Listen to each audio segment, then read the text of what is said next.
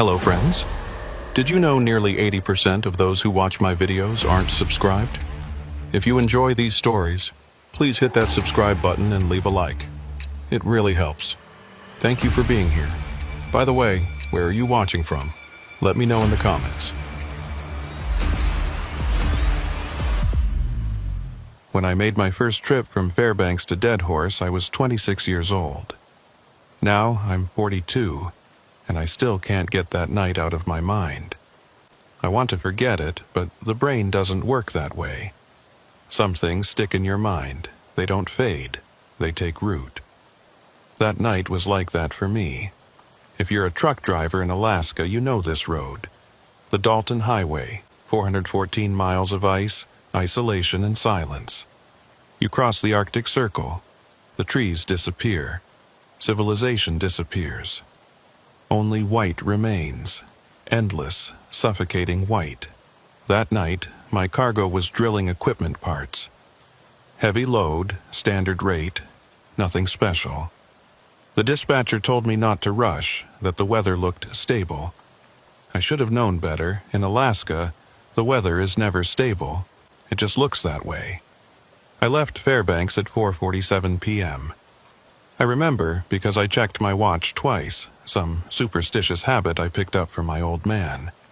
He always said knowing your start time could save your life. I never understood what he meant until that night. The first 60 miles were fine. Twilight stretched across the tundra, that strange purple-gray light that makes everything look like it's underwater. My headlights cut through it clean. The engine hummed steady. CB radio crackled with the usual chatter. Other drivers, road conditions, someone complaining about their coffee going cold. By mile 70, the chatter died down. One by one, the other voices signed off, heading to Coldfoot, pulling over at Yukon River, calling it early. Soon, it was just static and my own breathing. That's when the cold really set in. Not outside cold. I mean the cold that crawls up your spine when you realize you're completely alone. No other headlights in either direction. No lights from any structure. Just my truck, the road, and the darkness pressing in from all sides. I passed the Arctic Circle sign at 7:23 p.m. There's this unofficial tradition where drivers honk when they cross it. I didn't honk. Something about the silence felt wrong to disturb. The air had gotten thicker somehow, like breathing through wet wool. Around mile 115, my GPS flickered, just for a second. The screen went black, then came back on, but the route looked off. The road on the screen didn't quite match the road I was on. The angle was wrong by maybe 5 degrees. I tapped it a few times, figured it was just recalibrating. It corrected itself after a minute. That should have been my first warning. The temperature gauge on my dash read minus 28 Fahrenheit. Wind chill probably made it closer to 40 below. I could hear the ice forming on my wheel wells with every rotation. That distinctive crackling sound like someone crumpling paper inside a tin can. At mile 142, I saw the sign. Old thing, half covered in frost, leaning at an angle like it had been hit by something years ago and never fixed. It read, Adigun Pass 68 miles. But underneath, someone had spray-painted something else. I slowed down to read it. The paint was fresh. Couldn't have been more than a few days old, maybe less. In crooked letters it said, Count your tire tracks. I laughed. Nervous laugh. The kind that sounds hollow even to yourself. Probably some bored road worker's idea of a joke. Count your tire tracks. What the hell did that even mean? I kept driving. By mile 160, the aurora started. I'd seen the northern lights before, plenty of times, but never like this. They weren't dancing. They were pulsing. Slow, rhythmic pulses of green and white that made the snow look like it was breathing. The light fell across the road in strange angles, creating shadows where there shouldn't be any shadows. I turned on the CB radio, tried raising anyone. "This is Unit 47, northbound at mile 160. Anyone copy?" Static. I tried again. "Any drivers on Dalton? This is 47. Requesting radio check." More static, but this time, underneath it, I could hear something. Faint, like a word being repeated very far away, or very close but whispered. I turned the volume up.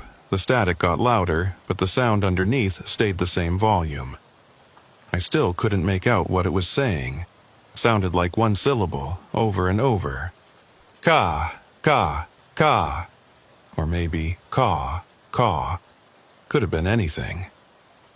I switched it off. My hands were shaking slightly, and I told myself it was just the cold getting to me through the heating vents. The road stretched ahead, perfectly straight. My headlights reached maybe 200 feet before the darkness swallowed everything.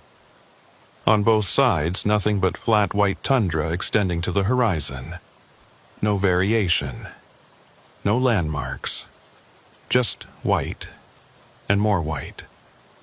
I thought about my ex-wife, Julie. She hated when I took these runs. Said Alaska would kill me one day. Not from an accident, but from the loneliness. "You can't handle being alone with your thoughts that long," she'd say. "Nobody can." I told her she was wrong. I liked the solitude, gave me time to think. Now, at mile 175, I wasn't so sure. My thoughts were getting weird. I kept imagining I could see shapes moving in my peripheral vision, but when I'd look, nothing. Just tricks of the aurora light on the snow. At mile 189, my GPS flickered again. This time it stayed black for almost 30 seconds before coming back on. When it did, the route looked normal, but the mile marker was wrong. It showed me at mile 184. I was certain I'd passed 189. I'd seen the marker post. But the GPS insisted. Mile 184. I didn't trust it anymore. I switched to manual navigation, relying on the mile markers along the road. That's when I noticed something that made my stomach drop. In my headlights, I could see tire tracks in the snow along the shoulder. Recent tracks. The snow was falling lightly, had been for the last hour, which meant these tracks were fresh. Less than an hour old.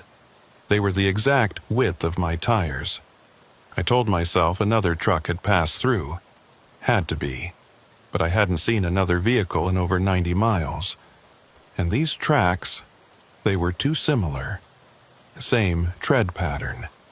Same slight irregularity on the right rear tire where I'd hit a pothole outside Fairbanks and dented the rim. I was following my own tire tracks. But that was impossible. This was my first run to Dead Horse. I'd never been this far north before. The radio crackled to life without me touching it. No voices. Just that same sound underneath the static, but closer now. Clearer. It wasn't ka or caw. It was a word. Back, back, back. I reached over and ripped the power cord out of the CB unit. The sound stopped. Ahead, through the swirling snow, I saw something in the road. I slowed down, squinting through the windshield. It was another sign. This one wasn't on any map, hand-painted, like the last one. It stood in the middle of my lane. Mile 287, no dispatch after dark. I stopped the truck completely. Sat there with the engine idling, staring at that sign. Mile 287 wasn't supposed to exist on this stretch. The markers jumped from 286 to 288. Everybody knew that. Some surveying error from 50 years ago that nobody ever fixed. But here it was, mile 287. And the sign, no dispatch after dark. What did that mean? I grabbed my phone to check, but I had no signal. Hadn't had signal since mile 90. I looked at my watch, 9:34 p.m. I'd been driving for almost 5 hours.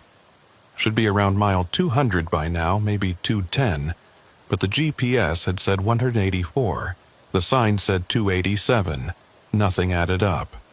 I put the truck in gear and drove around the sign. As I passed it, I glanced in my side mirror. The sign was gone. Just empty road behind me. My breathing was getting faster. I could feel panic creeping in, that tight feeling in your chest like invisible hands squeezing.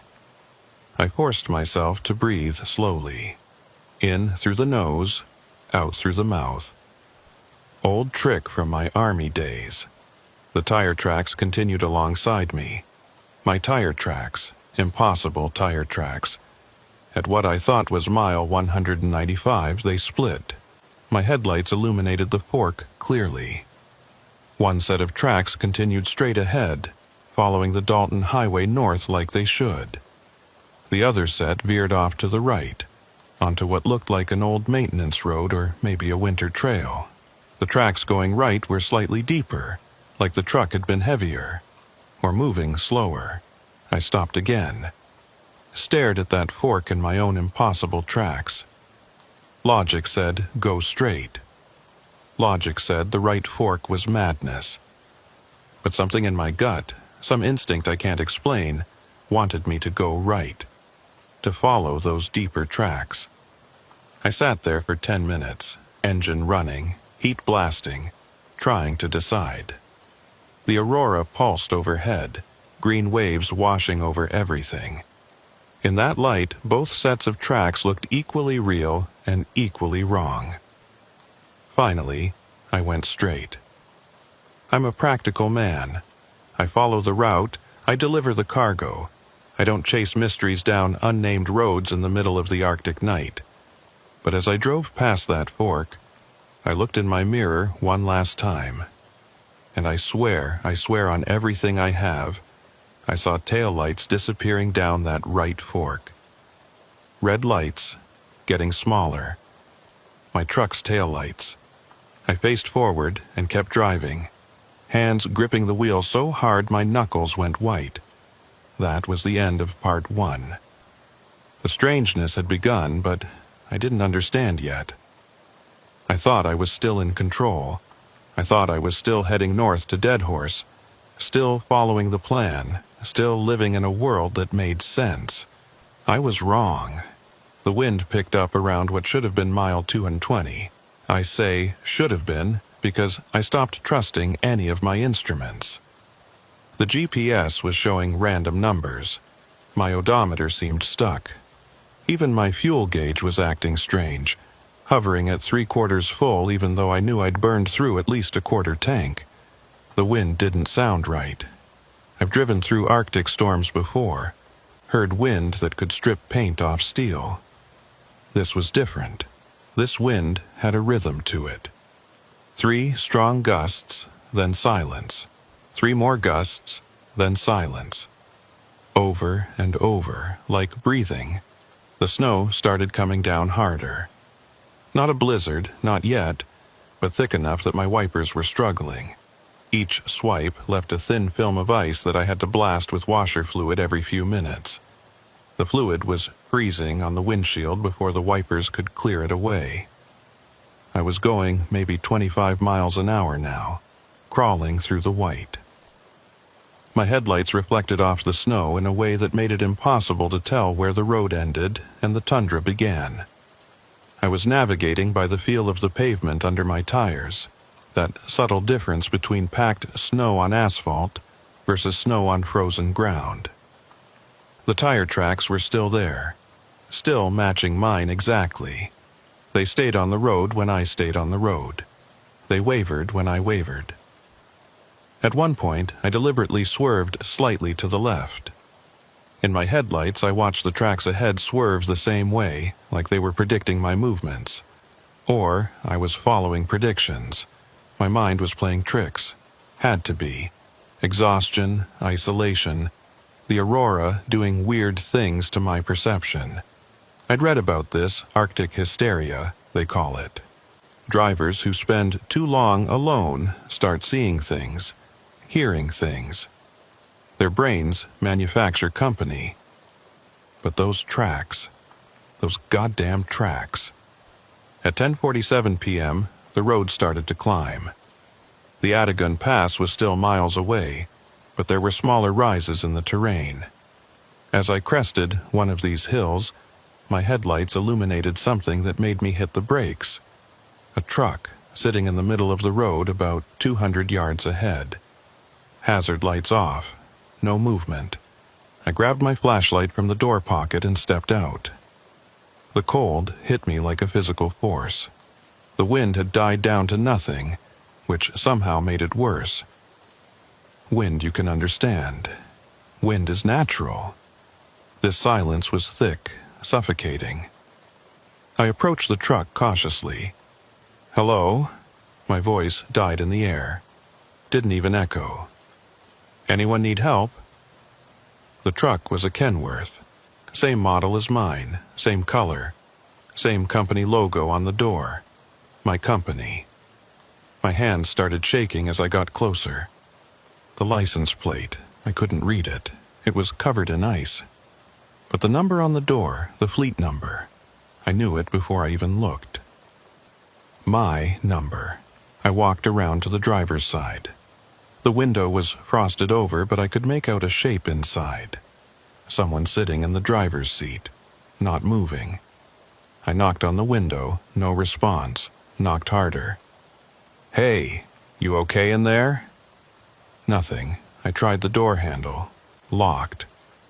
I pressed my face against the window, using my hands to block the reflection from my flashlight. I could see the shape more clearly now.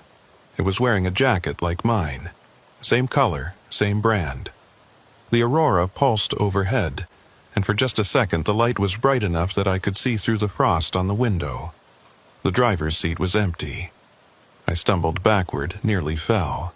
Caught myself on the side mirror. My heart was hammering so hard I thought it might crack a rib. The seat was empty. I'd seen someone sitting there. I knew I had, but now it was empty. I ran back to my truck, climbed in, locked the doors.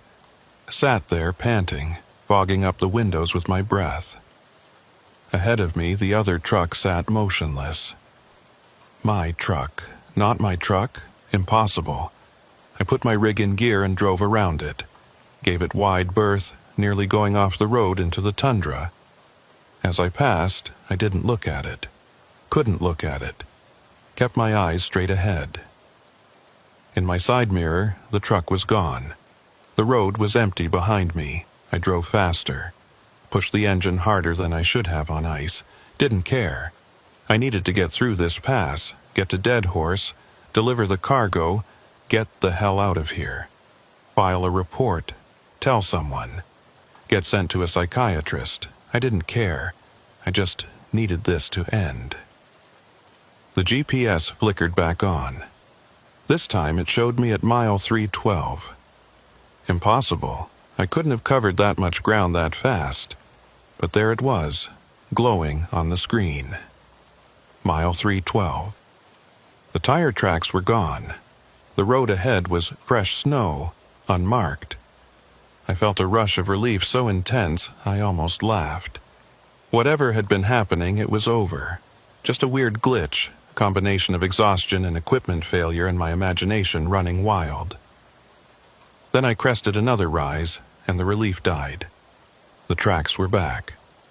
But this time there were two sets. My tracks from before, and another set overlaying them. Newer, fresher, and these newer tracks were deeper, like the truck making them was going slower. Or carrying something heavier. I was following myself. The CB radio crackled to life even though it was still unplugged. That same voice underneath the static, but now I could hear it clearly. Back, back, go back, back. I grabbed the unit and threw it out the window. Watched it shatter on the ice in my side mirror. The voice continued from my dashboard speakers. My radio wasn't even on. Back, back, go back. I punched the radio. Once, twice, 3 times. My knuckles split. Blood on the plastic. The voice got quieter but didn't stop. The temperature gauge on my dash was dropping. -35, -40, -45. but I could feel heat pouring from the vents. My heater was working fine. The temperature outside was changing. The truck's thermometer couldn't even keep up. At -52, it stopped changing. Held steady. I'd never seen it that cold. Not in 15 years of driving. That's cold enough to freeze diesel in your tank. Cold enough to shatter metal. Cold enough to kill you in minutes if you step outside. The wind came back. All at once, no buildup. 1 second silence. The next second, a wall of white. Total whiteout. I couldn't see the hood of my own truck, just white. Everywhere. Complete sensory deprivation. I slowed to a crawl. 5 miles an hour. 3. Couldn't see anything. Was I still on the road? No way to tell. I could feel the truck tilting slightly to the right. Going off the shoulder? Or was the road banking? I stopped completely. Put it in park. Sat there with the engine running, surrounded by white. The wind screamed around the cab. Not a scream like a person. A scream like metal tearing. Like the earth itself was splitting open. The aurora was still visible somehow. Green light filtering through the white, making everything look like I was underwater in a frozen sea. I don't know how long I sat there. Could have been 10 minutes, could have been an hour. Time felt broken. My watch showed 11:34 p.m., but I could have sworn it had said that same time 15 minutes ago. Then, through the white, I saw lights. Headlights. Coming from ahead. Coming toward me. Relief flooded through me. Another truck. Another driver. Proof I wasn't alone. Proof this was all just bad weather and exhaustion. The lights got closer. Bright, too bright. High beams. I flashed my lights at them. Signal to dim your brights. The lights didn't change. Closer now. Maybe 50 yards. I could make out the shape of the truck. Same model as mine, 25 yards. I could see the windshield. Couldn't see the driver. The aurora light was reflecting weird off the glass. 10 yards. I could read the number on the door. I slammed the truck in reverse, cranked the wheel. My rig fishtailed on the ice. The approaching truck kept coming. No swerve, no change in speed, just heading straight for me. I gunned it backward, felt the tires spinning, catching, spinning. The other truck was 5 yards away. Then it was gone. Just gone. The lights, the shape, everything. Like it had never been there, just the whiteout and me. I sat there in reverse, engine screaming, going nowhere. I put it back in park. My whole body was shaking. Not from cold, from something else. Something that didn't have a name. The whiteout started to clear. Gradually at first, then faster. The wind died down. Within 2 minutes I could see the road again. Clear as anything. Like the storm had never happened. The road ahead was empty. Behind me was empty. I was alone. My fuel gauge now read half full. I'd been running the engine that whole time. Should have burned more than that. I checked my watch. 11:34 p.m. Same time as before. I started driving again. What else could I do? Going back wasn't an option. I didn't even know where back was anymore. Forward was the only direction that made any sense. If any of this made sense. The tire tracks had multiplied. Now there were 4 sets. All mine. All slightly different depths, slightly different ages. It looked like I'd driven this road 4 times. Each trip layered on top of the last. At mile marker 287, that number again, I saw the dispatch station. It shouldn't have been there. There's no dispatch station at 287. There's nothing at 287. It doesn't exist. But there it was. A small building. Lights on in the windows. Radio tower out back. Company logo on the side. I pulled into the lot. 3 other trucks were parked there. All Kenworths. All same color. all number 47. I didn't get out. I sat there looking at those trucks, looking at that building. The lights inside were warm, inviting. I could see shapes moving past the windows, people or something. The front door of the building opened. A figure stepped out, too far away to make out details. They waved at me. Friendly wave. Come on in. I put my truck in gear and drove away. Didn't look back. I don't know what would have happened if I'd gone in. Don't want to know. The road climbed steeper. The pass was close now. Had to be. I could feel it in the way the engine was working, the way the air pressure was changing. My radio, the one I'd thrown out the window, was back on my dashboard. Intact, no cracks, no blood on it. The cord was even plugged in again. I didn't remember picking it up, didn't remember reinstalling it. It crackled, that voice again, but this time it wasn't saying back. It was counting. 1, 2, 3, 4. 4 sets of tire tracks. 5. I looked ahead. Through my headlights I saw a 5th set appear, fresher than all the others, still being made. By a truck I couldn't see. 6. A 6th set materialized. 7. 8. The tracks were multiplying faster than the voice could count. By the time it reached 12, there were at least 20 sets. All mine, all impossible. The road ahead looked like a parking lot. So many tracks layered on top of each other. How many times had I driven this? How many times was I going to drive this? I reached the summit of the pass at 11:34 p.m. My watch had stopped, or time had stopped, or I had stopped and everything else kept going. From the summit I could see down into the valley. The road descended in a long, gentle curve, and in the distance, maybe 10 miles out, I could see lights. A truck, driving the same direction as me, same speed.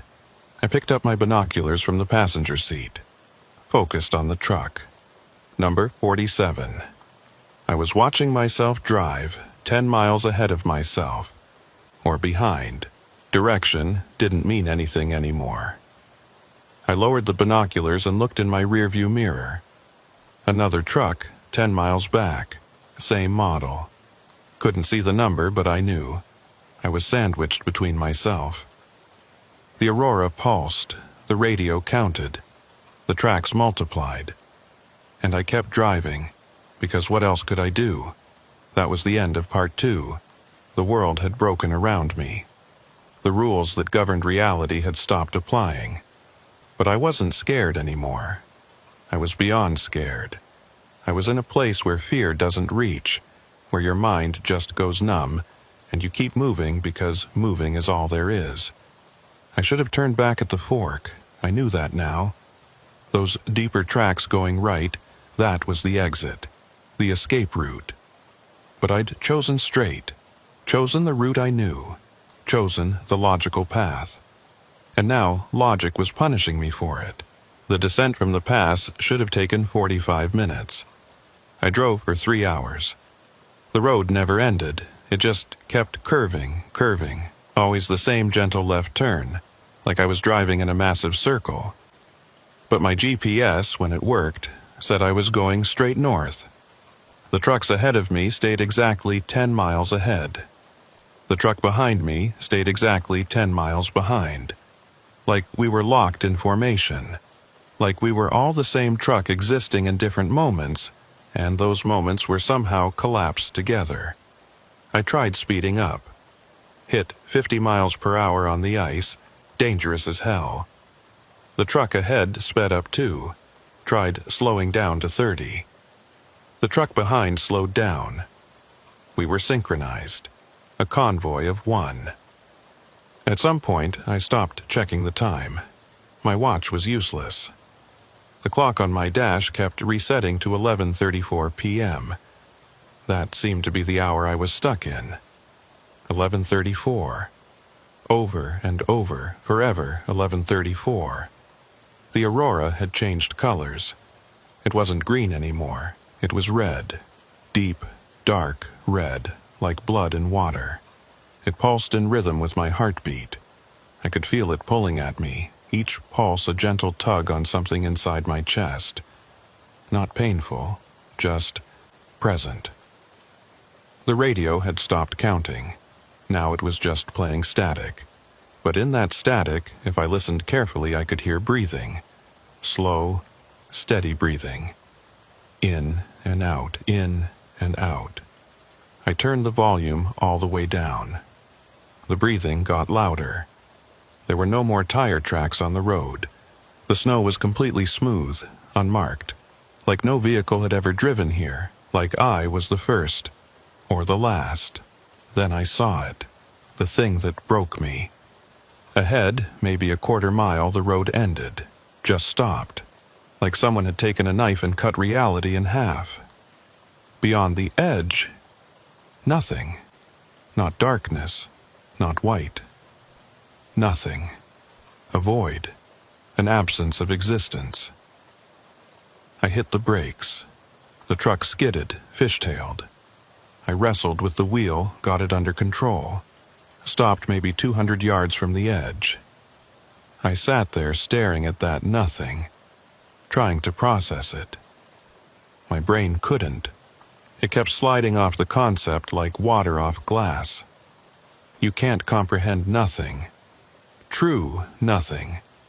Your mind needs something to anchor to, even if it's just darkness or emptiness. This was neither. This was the complete absence of anything. I looked in my rearview mirror.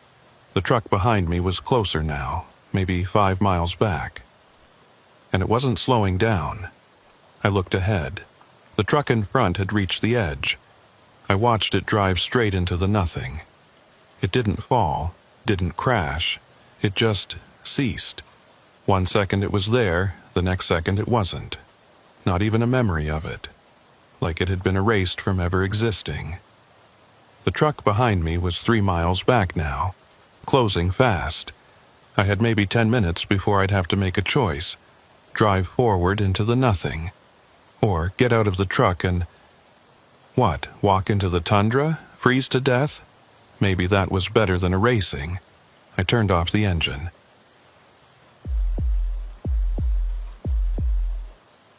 My name is Marcus Webb, and I've been hauling freight across Alaska for 11 years.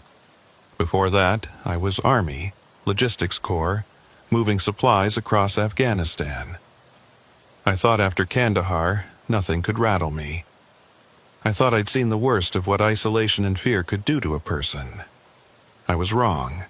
This happened in February 2019. I remember because it was 3 days after my daughter's 8th birthday, and I'd promised her I'd be home for it. Missed it by a week. The guilt from that promise kept me company on what should have been a routine run from Prudhoe Bay down to Fairbanks. The load was light. Medical supplies, some electronics, mail for the oil field workers. The kind of cargo that doesn't pay much but keeps you moving, keeps the bills paid. I'd done this route maybe 200 times. Knew every mile marker, every pull-off, every place where the ice got sketchy. I left Prudhoe Bay at 2:17 p.m. The sun was already thinking about setting. This time of year you get maybe 4 hours of real daylight, and the rest is just varying shades of dark. I wanted to make Coldfoot before midnight, grab a few hours of sleep, then finish the run to Fairbanks in the morning. The weather report said clear skies, minimal wind, temperature holding steady at -32. Perfect conditions, or as perfect as you get on the Dalton in February. The first 90 miles were exactly what I expected. Empty road, frozen tundra stretching to the horizon, the occasional Arctic fox darting across the highway. My CB radio crackled with the usual traffic. Other drivers checking in, weather updates, someone complaining about a cracked windshield. At mile marker 95, I passed another northbound truck. We flashed our lights at each other, the truckers wave. That was the last vehicle I saw for hours. The sun went down around 4:30 p.m. Not a sunset like you see in the lower 48. Just a gradual dimming, like someone slowly turning down the lights in a room. By 5 o'clock p.m. it was full dark. My headlights carved a tunnel through the night, and beyond that tunnel there was nothing, just an absence.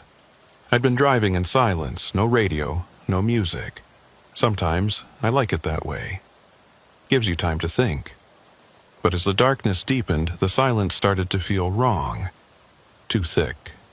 Too present. I turned on the radio. Classic rock station out of Fairbanks, coming in scratchy but clear enough. Led Zeppelin. Ramble on, I sang along, badly, just to hear a voice. Around mile 130, the station started cutting out.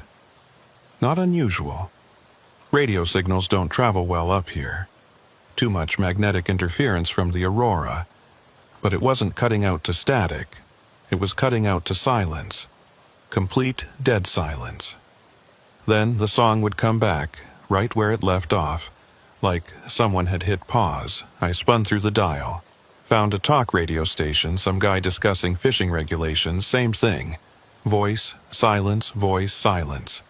Like the air itself was swallowing the sound. I shut it off. Drove in quiet.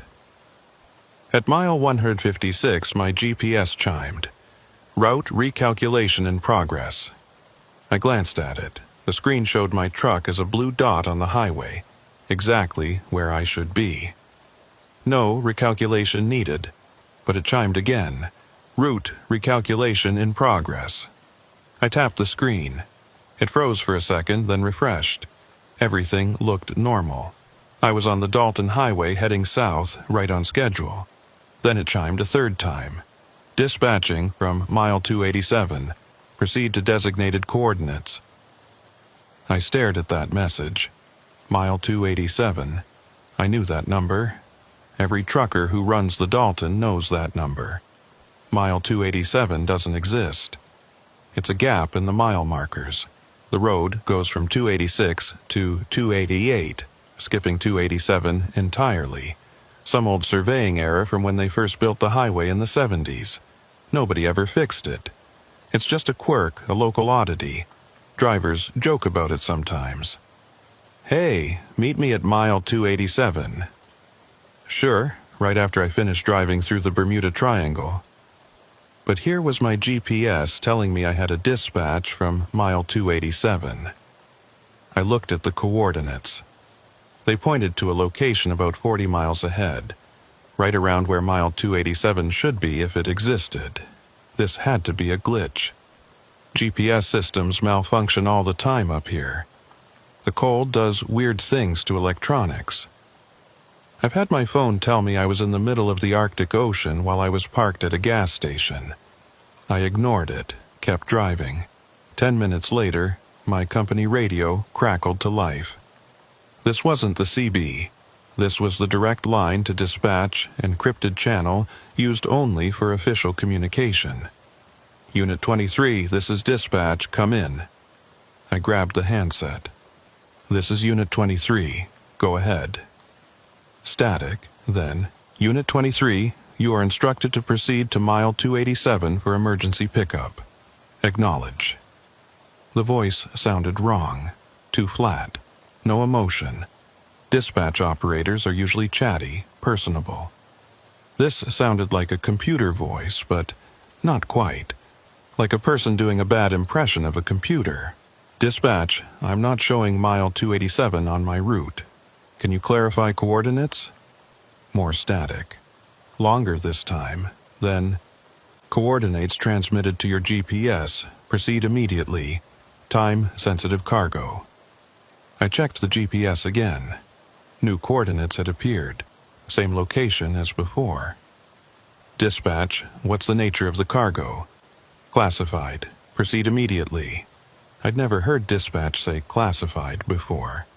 We hauled medicine, equipment, supplies. Nothing was ever classified. Dispatch, I need authorization code for route deviation. Silence, long enough that I thought the connection had dropped. Then, authorization code 287, 287, 287. Proceed immediately. That wasn't how authorization codes worked. They were alphanumeric, 16 characters, changed daily. Not just the same number repeated 3 times. Dispatch, I'm going to need to verify this with... The radio cut out. Dead air. I tried raising them again. Nothing. Tried the CB. Nothing. Even the static was gone. Complete radio silence. I drove another 5 miles, trying to make sense of it. Could have been a prank. Some bored asshole with a radio scanner screwing with truckers for entertainment. Happens sometimes. But how did they get into the company frequency? That was encrypted. And how did they sync it with my GPS? At mile 175 I saw the turnoff. It was barely visible. Just a break in the snowbank on the right side of the road, and a small reflective sign that said, Auxiliary Route, Authorized Vehicles Only. I'd driven past this spot dozens of times and never noticed that sign before. I slowed down, peered at the turnoff. It was a narrow road, barely wide enough for my truck. Fresh tire tracks led down it, recent enough that the falling snow hadn't covered them yet. Someone had gone down there, recently. I should have kept driving. Should have gone straight to Coldfoot, reported the weird radio call, let someone else deal with it. But I didn't. Maybe it was the Army training. When you get an emergency call, you respond. No questions. Maybe it was curiosity. Maybe it was something else. Something I still don't understand. I turned right onto the auxiliary route. The road was rough. Not maintained like the main highway. My truck bounced over ruts and ice patches. The trees closed in on both sides.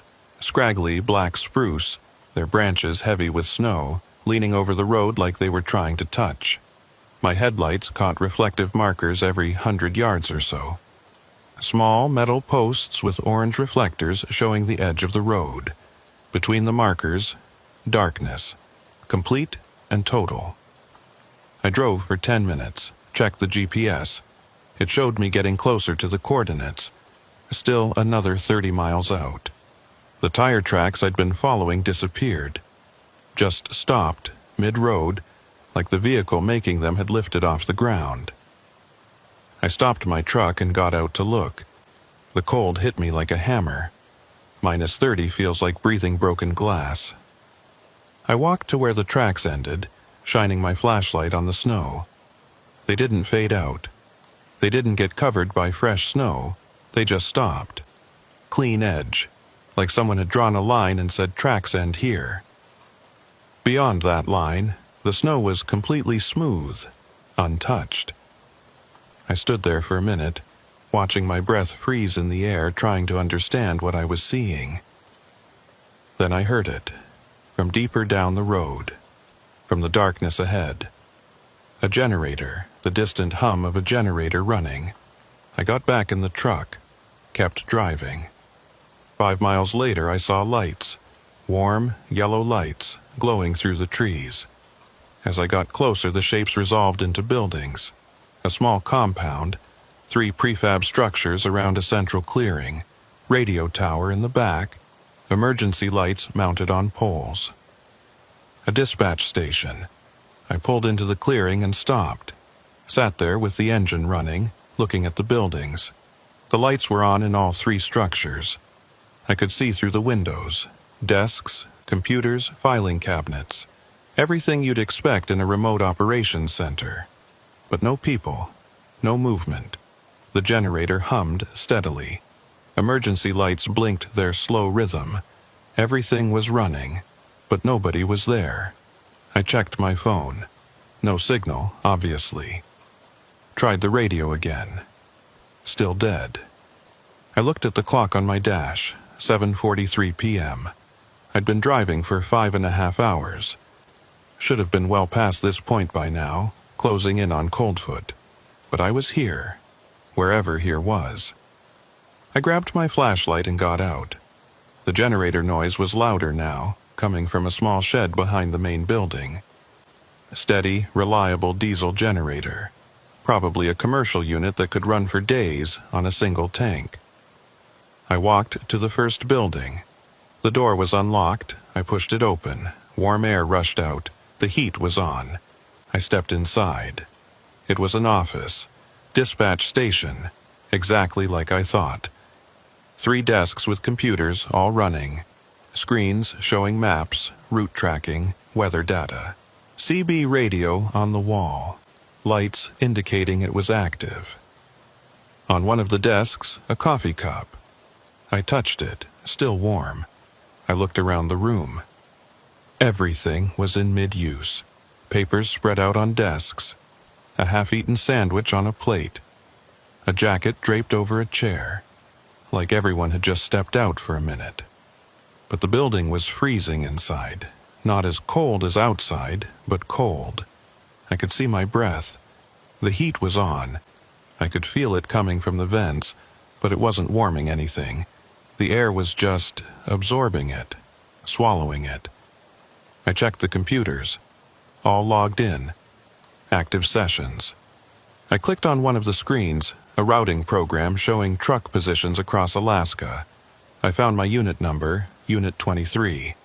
It showed me at mile 287. I clicked on the dispatch logs. The most recent entry was from 3 hours ago. Unit 23. Emergency pickup at mile 287. Authorization code 287-287-287. Below that, entries from other trucks. All different numbers. All different dates. Some from last week. Some from last year. Some from 1987. All the same message, emergency pickup at mile 287. I scrolled back further. The logs went back decades, all the way to 1974, the year they finished building the Dalton Highway. Every entry was the same, different trucks, different dates, same destination. Mile 287. I stood up from the computer. My heart was pounding. I needed to get out of here, get back to my truck, get back to the main highway. Then I heard the door open behind me. I spun around. Nobody there. The door was closed. But I'd heard it. The distinctive click of the latch, the creak of the hinges.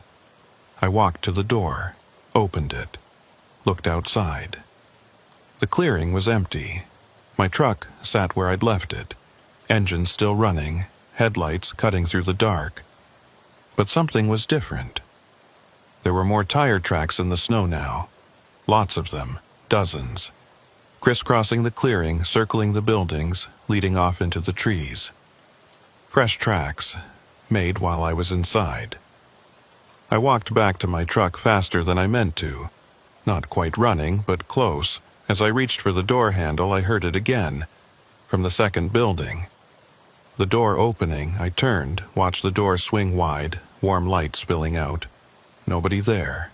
The door stayed open. Waiting. I got in my truck, locked the doors, sat there trying to decide what to do. The GPS screen was flashing. New message. Proceed to Building 2 for cargo pickup. I looked at the open door, at the warm light. Every instinct I had was screaming at me to leave, to put this truck in reverse, get back to the main highway, forget this whole thing. But the Army training was stronger. Complete the mission, follow orders. If there was cargo to pick up, I needed to pick it up. I grabbed my flashlight and got out of the truck again. The walk to Building 2 felt like it took forever. 20 yards across the clearing, but every step was an effort, like walking through water. I reached the door, looked inside. Another office. Same layout as the first building. Desks, computers, maps on the walls. But this one had something different. In the center of the room, on the largest desk, there was a file box. Old cardboard box, the kind used for archives. Lid closed. On the lid, written in marker, Unit 23, Emergency Cargo. Do not open. I walked to the desk. Stood there looking at that box. It was light. I could tell just by looking at it. Whatever was inside wasn't heavy. I picked it up, felt around the edges. Definitely light. Maybe a couple pounds at most. There was tape around the lid, sealing it shut. "Do not open," it said. I carried it back to my truck, put it in the passenger seat, stared at it for a minute. Then I put the truck in gear and started driving back toward the main highway. The auxiliary route looked different on the way out. Longer. The trees seemed thicker, closer. The reflective markers were spaced further apart. It took me 45 minutes to reach the main highway.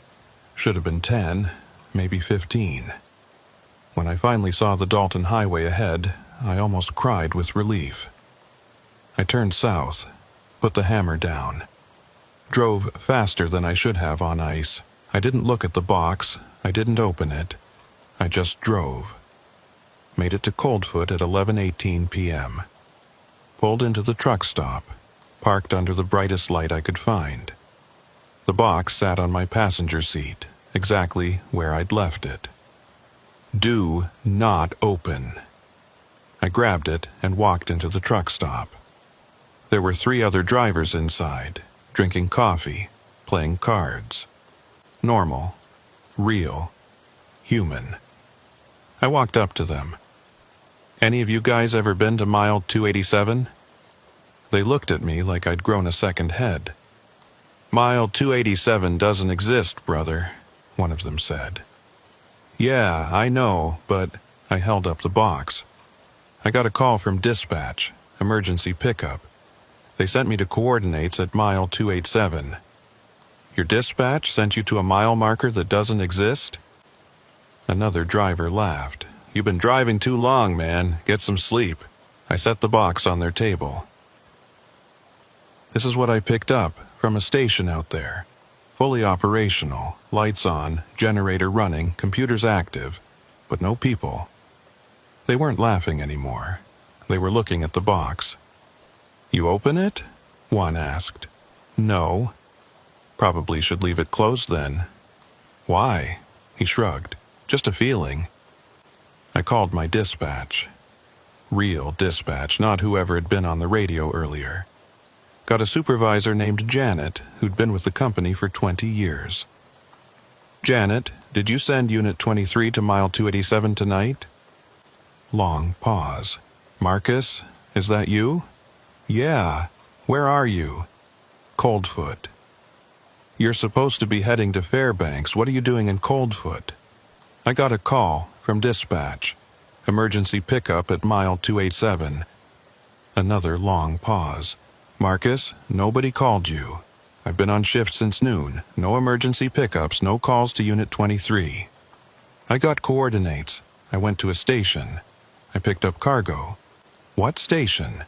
"There's no station between Prudhoe and Coldfoot except the ones on the main highway." This was on an auxiliary route, off the main road.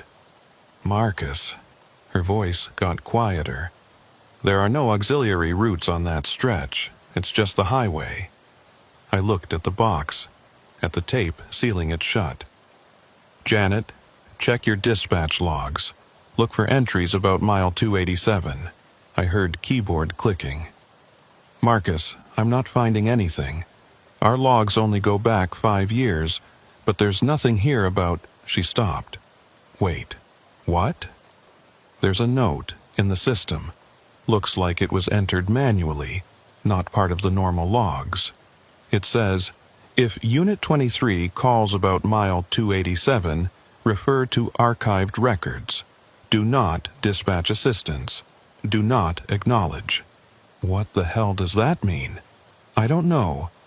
I've never seen this before. Who entered it? More clicking. It doesn't show a user. It's just there. "Janet, I need you to tell me what's in the archived records." "Marcus, I don't have access to archived records. Those are in physical storage at the main office. I can request them, but it'll take days. I need them now. I can't, Janet." I kept my voice steady. "I have a box. It says Unit 23, Emergency Cargo. Do not open. I need to know what this is." Silence on the line. Then, Don't open it, Marcus. Whatever you do, don't open that box. I'm sending someone to pick it up. Stay where you are. Who's coming? I don't know yet. Just stay there. Don't open it. Don't leave Coldfoot. I'll call you back. She hung up. I sat there in the truck stop, staring at that box, waiting for Janet to call back. She never did. That was the end of part 1. I should have thrown the box away, should have left it at the truck stop and driven straight home. But I didn't, because even then, sitting there at Coldfoot, I could hear it. From inside the box. Faint, barely audible, breathing. Slow, steady breathing. Something inside that box was alive. I waited at Coldfoot for 3 hours, called Janet back 6 times, went straight to voicemail every time. Called the main office. Got a recording saying they were closed for the night, call back during business hours. The other drivers had left. It was just me and the night clerk, a U-Pick woman in her 60s who'd been working there since the highway opened. I brought the box inside and set it on the counter. "You hear that?" I asked her. She leaned close, listened. "I don't hear anything." The breathing inside the box. She pulled back. "Don't hear breathing, but I don't think you should open it." "Why?" "Because it says don't open it. Usually there's a reason for that. Have you ever heard of mile 287? Her expression changed. Something flickered across her face. Recognition, maybe, or fear. "Where'd you hear about that?" "I was there, tonight. Got sent there by dispatch." She shook her head. "Nobody gets sent there." "I did." "Then you shouldn't have gone."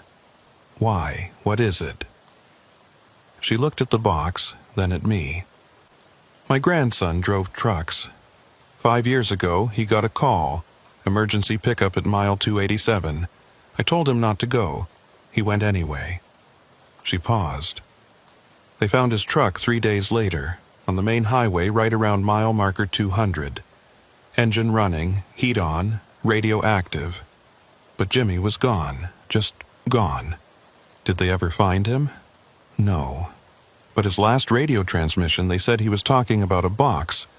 Said he had to deliver it, said he couldn't open it, said something inside was..." She stopped. "Was what?" "Counting." I looked at the box, listened, breathing, definitely breathing. But now that she mentioned it, there was a rhythm to it. Not random, deliberate like counting. Breath in, 1, breath out, 2, breath in, 3. "What happened to the box?" I asked. "Don't know. Nobody knows. It disappeared from the evidence locker. Security footage showed nothing. It was there one day, gone the next." I grabbed the box and walked back to my truck. Started the engine. Sat there trying to decide. I could leave it here, walk away, let someone else deal with it. But what if it followed me? What if that's what it did? Latched on to whoever picked it up, stayed with them until... Until what? I needed answers, real answers. Not old women's stories and missing truck drivers. I pulled out my phone, Googled mile 287 Dalton Highway. Most of the results were what I expected.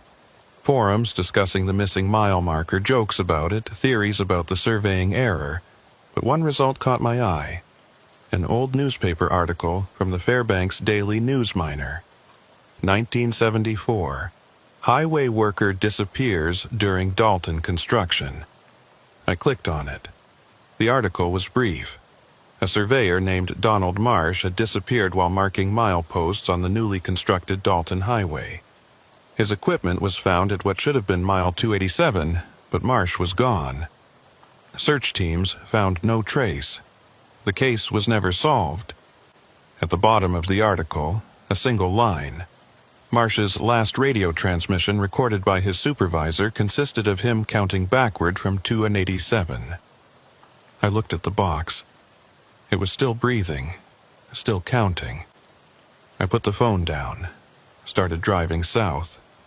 I needed to get to Fairbanks, needed to get this box to the main office, make it someone else's problem. Someone who knew what they were dealing with. The highway was empty. Just me and the darkness. Around mile marker 230, my headlights caught something on the side of the road. A truck. Pulled over on the shoulder. Hazards blinking. I slowed down. It's the unwritten rule up here. You always stop. Always check. The cold will kill you in minutes. You don't leave people stranded. I pulled up behind the truck, put on my own hazards, grabbed my flashlight. The truck was a Kenworth, maybe 10 years old. Company logo I didn't recognize. No lights in the cab. I walked up to the driver's side, knocked on the window. No response. I tried the door, unlocked. I opened it. The cab was empty. Keys in the ignition, engine off. Ice had already started forming on the inside of the windshield. This truck had been here for hours, maybe longer. On the dashboard, a box, same size as mine. Same "do not open" warning. Tape seal broken. Lid slightly ajar. I reached for it without thinking, then stopped myself. What the hell was I doing? I backed away from the truck, looked around. "Hello? Anyone out here?" The wind answered, nothing else. I walked a circle around the truck, shining my flashlight into the darkness. No footprints in the snow except mine. Nobody had gotten out of this truck. Not recently. I went back to my rig. The box was where I'd left it, on the passenger seat. Still breathing, I drove away, left that other truck sitting there abandoned. What else could I do? At mile marker 200, my radio crackled to life. "Unit 23, this is dispatch." Same flat voice from before. I grabbed the handset. "This is Unit 23, who is this? You have the cargo. Delivered to mile 287. I picked up the cargo from mile 287. I'm delivering it to Fairbanks. Incorrect. Deliver to mile 287. There is no mile 287. Silence. Then, you were there. You know it exists. I'm not going back. You must deliver the cargo. To where? The dispatch station? There's nobody there. Deliver to mile 287. You have 284 miles remaining." I looked at my odometer. I'd been driving south for almost 2 hours. Should have put at least 80 miles between me and Coldfoot, but the odometer showed I'd driven 12 miles. 12 miles in 2 hours. That was impossible. I looked in my rearview mirror. The road behind me stretched into darkness. How far back was Coldfoot? How far had I actually traveled? The box on the passenger seat was breathing faster now. 1-2, 1-2, 1-2, not counting anymore, panting, like it was excited. "Unit 23, you have 283 miles remaining." I turned off the radio, ripped the handset out and threw it in the back of the cab. The voice continued from the speakers. 282 miles remaining. I punched the radio, the faceplate cracked. The voice stopped. My GPS screen flickered. New message. Return to mile 287. 281 miles remaining. I grabbed the GPS and threw it out the window, watched it shatter on the ice in my side mirror. The dashboard screen in my truck, the one built into the dash, permanent, impossible to remove, lit up with the same message. Return to mile 287, 280 miles remaining. I was going south. I knew I was going south. The mile markers confirmed it. 200, 199, 198. But somehow, the distance to mile 287 was increasing, like I was driving toward it while trying to drive away. At mile marker 195, I saw the lights again. The same compound, the same 3 buildings. But I was south of it. I'd driven past it hours ago, going north. It should have been behind me, but here it was, in front of me, waiting. Proceed to Building 2 for cargo return. I drove past it, didn't slow down, didn't look. In my side mirror, I watched the lights fade, watched the buildings disappear into the darkness. The box was shaking now, vibrating on the passenger seat. The breathing had turned into something else. Whispers. Faint, overlapping whispers. I couldn't make out words, but I could hear them. Dozens of voices. Hundreds.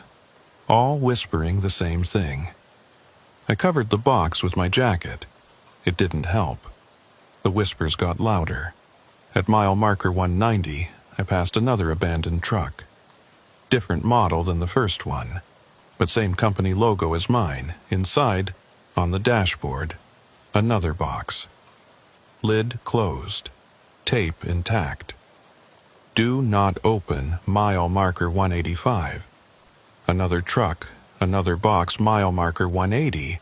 2 trucks, 2 boxes. They were everywhere, every few miles. Some pulled over neatly on the shoulder. Some stopped dead in the middle of the road, forcing me to swerve around them. All empty, all with boxes. How many drivers had gotten the call? How many had gone to mile 287? How many had picked up their cargo and tried to deliver it, only to end up here, stopped on the highway, truck abandoned, driver gone? Return to mile 287, 250 miles remaining. The distance was increasing faster now. I'd driven south for 10 miles, but the distance to mile 287 had increased by 30. I was losing ground. The more I drove away, the closer it got.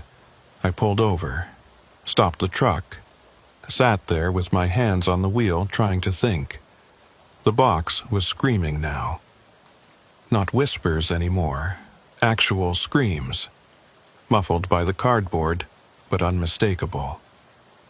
Screams of pain, terror, rage.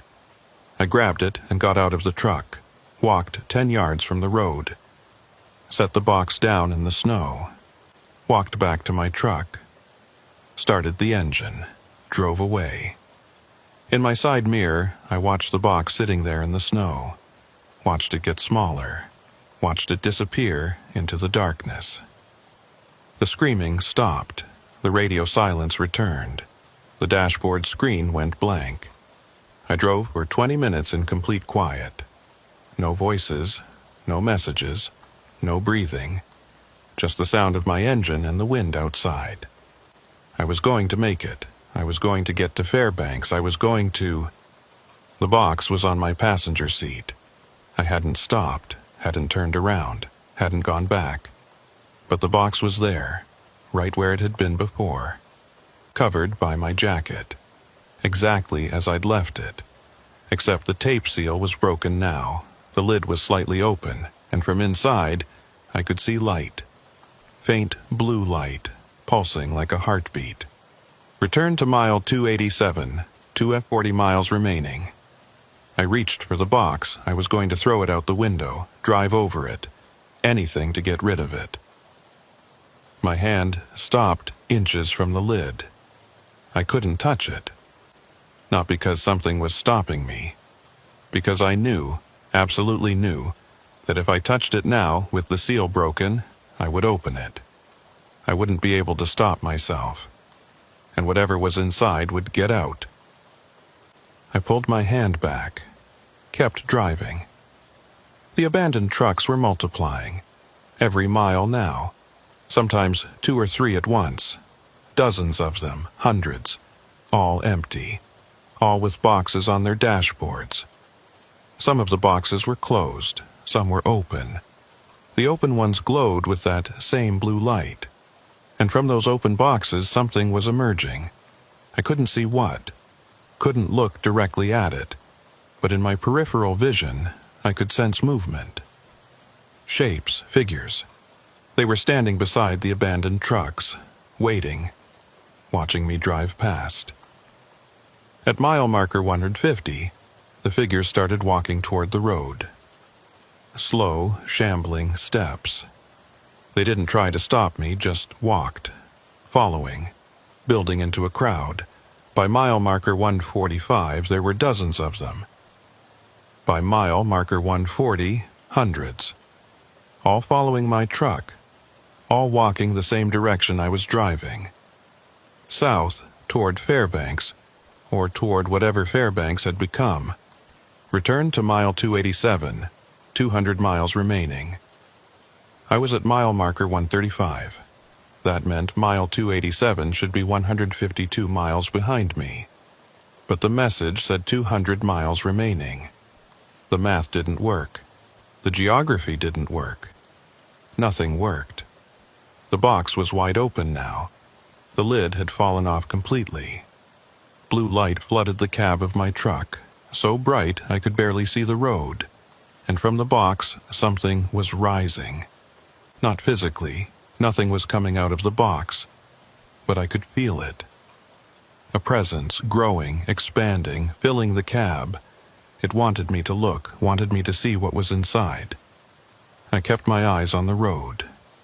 "Look at me," the box said. Not whispered, not through speakers. Just said it directly into my mind. No. Look at me and understand. No. You came to mile 287. You picked me up. You are the driver. You must deliver me. I don't deliver things that talk. You will deliver me to where I need to go. Where's that? Everywhere. The blue light pulsed brighter. I could feel it burning my skin, smell my hair starting to singe. Look at me. My eyes were starting to move, against my will, turning toward the passenger seat, toward the box, toward whatever was inside.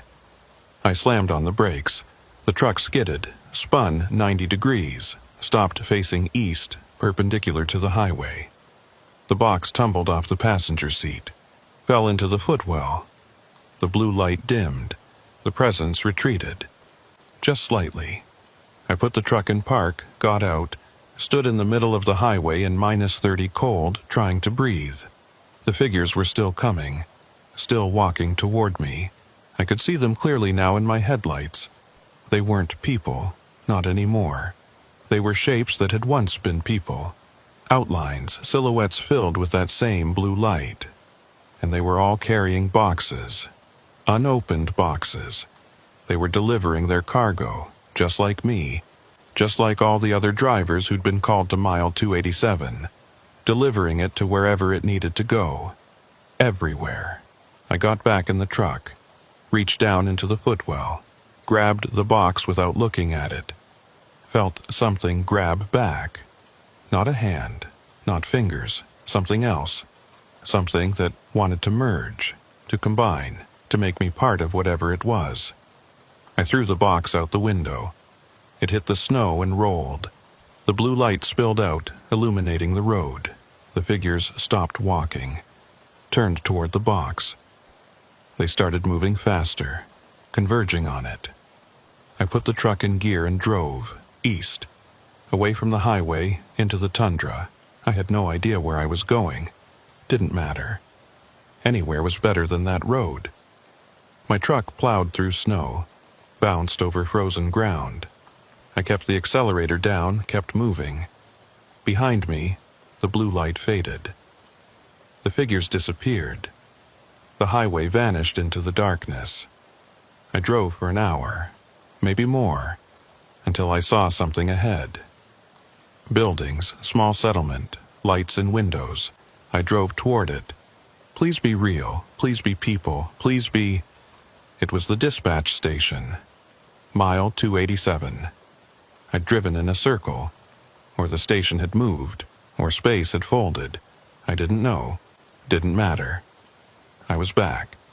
"Welcome back, Unit 23, the radio said. "Proceed to Building 2 for cargo pickup." I turned off the engine. Sat there, staring at the buildings. The box was on my passenger seat again. Lid closed. Tape seal intact. Like nothing had happened.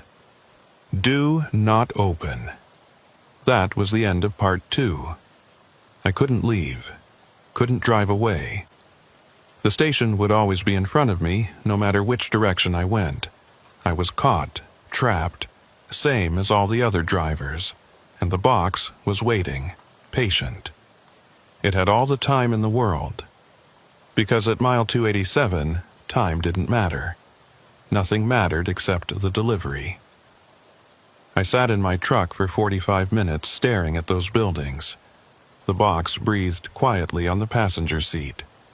The lights in the dispatch station windows glowed warm and inviting, completely at odds with the -30 darkness surrounding them. Finally, I got out. Not because I wanted to, because staying in the truck felt worse. At least moving was doing something, even if I didn't know what. I walked to Building 1 first, the main office, pushed open the door. Everything was exactly as I'd left it hours ago. The warm coffee cup still on the desk, the half-eaten sandwich, the computers running their endless tracking programs. But something was different. The dispatch logs on the main screen had updated. New entries, all time-stamped within the last hour. Unit 47, departed mile 287, status delivering. Unit 52, departed. Mile 287, status delivering. Unit 61, departed. Mile 287, status delivering. There were dozens of them, all different unit numbers, all departed within the last hour, all delivering. But I was the only truck here, the only truck I'd seen in hours. I clicked on Unit 47. A profile opened. Driver name, James Holloway. Date, February 14th, 1983. 36 years ago. But it showed him as departed 1 hour ago. I clicked on another, Unit 52. Driver, Patricia Chen. Date, November 3rd, 1991. Another, Unit 61. Driver, Michael Reeves. Date, August 17th, 2006. All different years. All departed within the last hour. I understood then. Time wasn't linear here. All the drivers who'd ever come to mile 287 were still here. Still delivering. Still trapped in the same moment. Repeated forever. And I'd just joined them. I walked out of Building 1. Looked at Building 2. The one where I'd picked up the box. The door was open. Light spilling out. A figure stood in the doorway. Silhouette against the light. Human-shaped, but I couldn't make out details. "You opened it," the figure said. Male voice, flat, emotionless. "No," I said. The seal broke on its own. "They all say that." "Who are you?" "I'm the dispatcher. I've been here since the beginning." "Since 1974? "Since before that.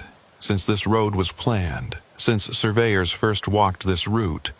Since the first person counted miles and reached 287. The figure stepped forward.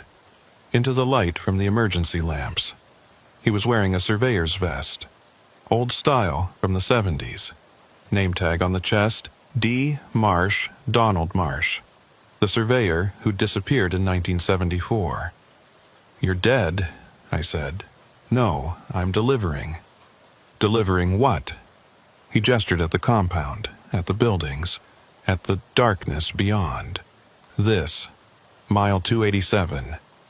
It needs to spread, needs to exist in more places. That's what the boxes do. They carry mile 287 to new locations. Every driver who picks one up becomes a node, a connection point. I'm not delivering anything. You already are. You drove south.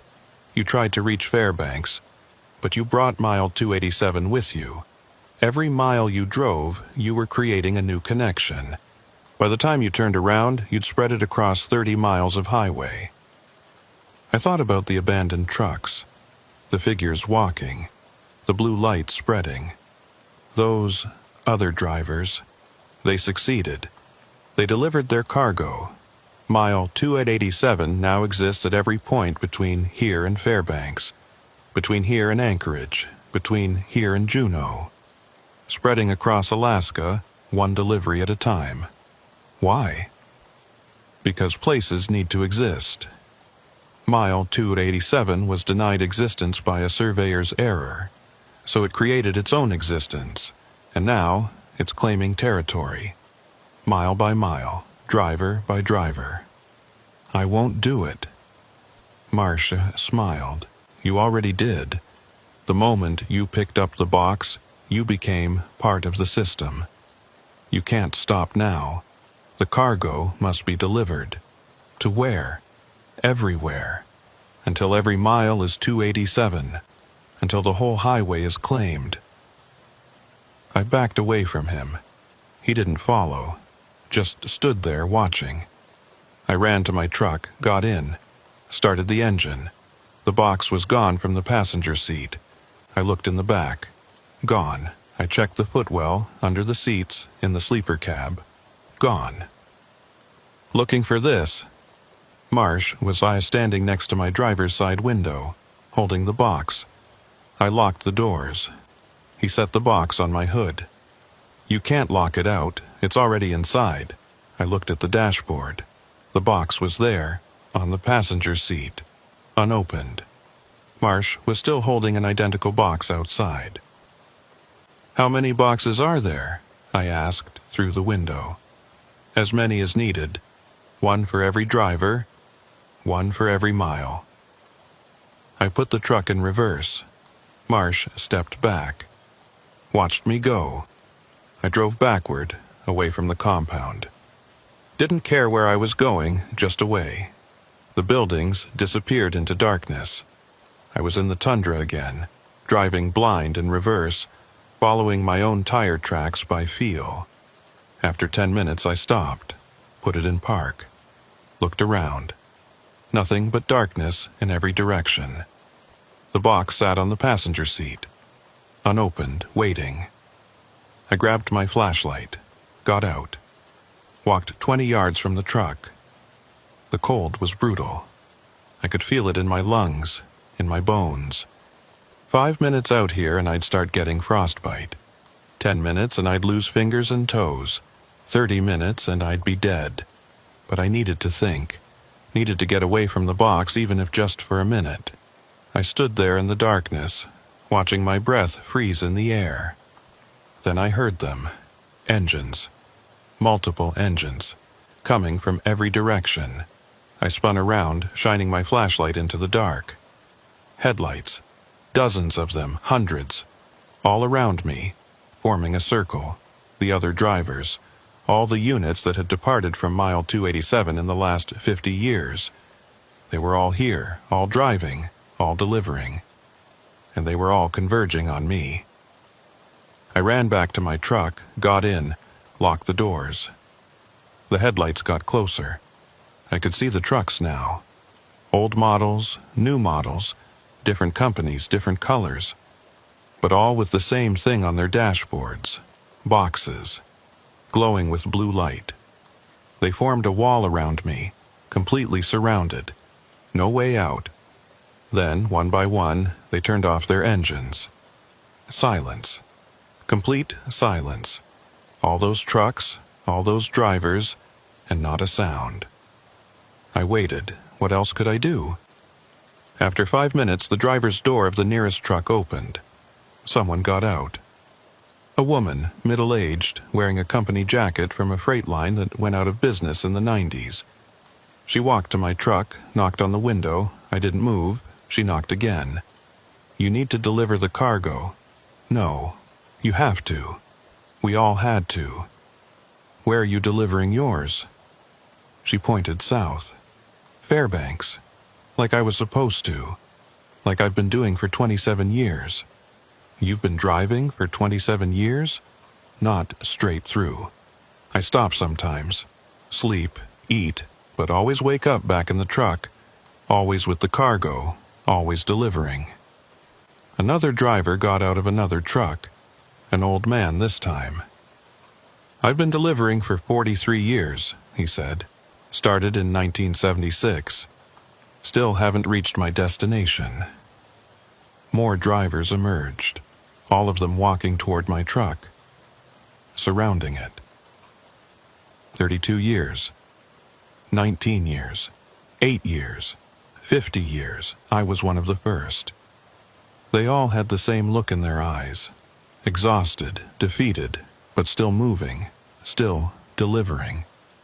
You can't fight it, the woman said. The cargo wants to be delivered. It will be delivered. The only choice you have is whether you deliver it willingly or whether it forces you. What happens if it forces me? She pulled back her sleeve. Her arm was covered in blue light. Not on the skin, in the skin. Glowing from inside. Like she was being consumed from within. This is what happens, she said. The longer you resist, the more it takes. Eventually, there won't be anything left of you, just a driver, just a delivery system, no thoughts, no will, no self. Just the cargo and the destination. I looked at my own hands. They looked normal, for now. How long do I have? Depends. Some people last years, some people last days. There's a driver around here somewhere who only lasted 3 hours. Tried to burn his box. The fire wouldn't touch it, but it touched him. He's still driving, still delivering, just less. How do I stop it? You don't. That's what I'm trying to tell you. You can't stop it. You can only deliver it. And then what? She shrugged. I don't know. None of us have reached our destinations yet. Maybe we never will. Maybe the destination keeps moving. Maybe the point is the delivery, not the arrival.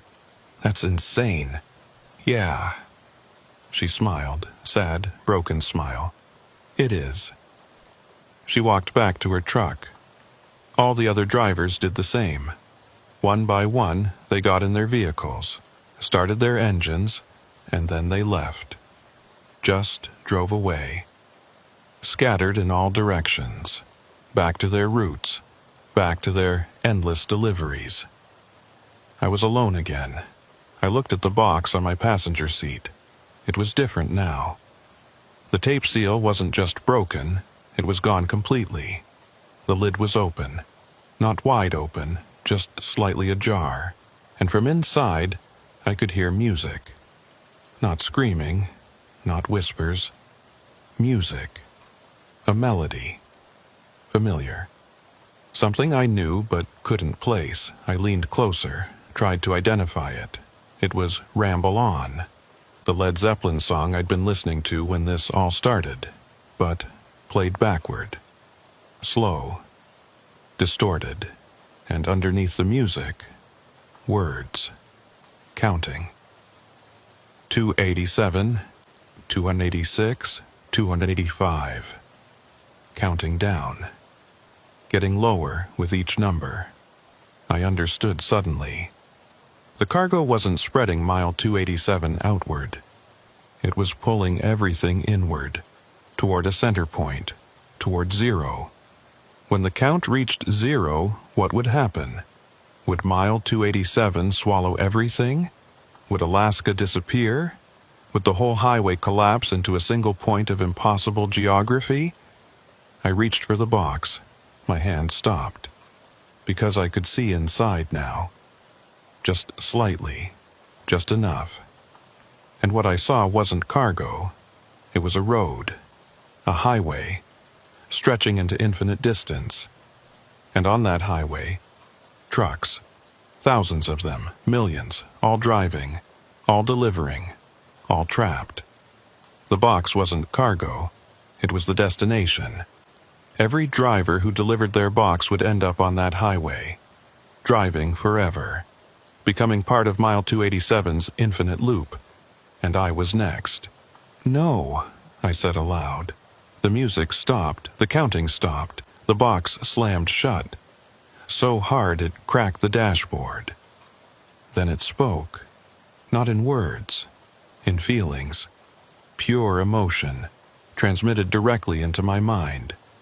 Rage, hunger, impatience. It was done waiting.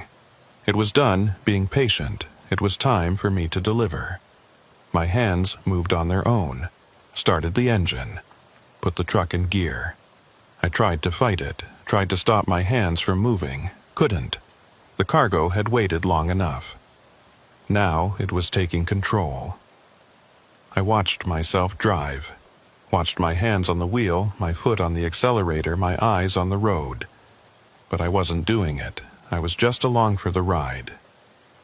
The truck headed south, back toward the Dalton Highway, back toward civilization, back toward Fairbanks, where everyone was waiting, where Mile 287 would spread like a virus, where the cargo would be delivered. That was the end of Part 3. I'd lost. The cargo had won. I was going to deliver it whether I wanted to or not. And when I did, Mile 287 would claim another piece of reality. Another mile. Another town. Another stretch of highway. Until there was nothing left but delivery routes and drivers and cargo. Until everything was Mile 287. Unless I could find one last way to fight back. Unless the part of me that was still me could find a way to stop what was coming. But I was running out of time. The count was at 147. And falling. I drove south for 3 hours. My hands obeyed the cargo, but my mind was still mine, for now. At mile marker 100, I passed a road crew. Real people. Real equipment. Working on the highway in the middle of the night. I tried to honk, tried to wave, tried to signal that something was wrong. My hands stayed locked on the wheel. My foot stayed on the accelerator. They waved as I passed. Friendly. Oblivious. I wanted to scream. Couldn't. The counting from the box had reached 89. Every mile I drove south, it counted down one number. At 0, I would reach Fairbanks. At 0, the delivery would be complete. At mile marker 75, I saw the city lights in the distance. Fairbanks. Civilization. Home.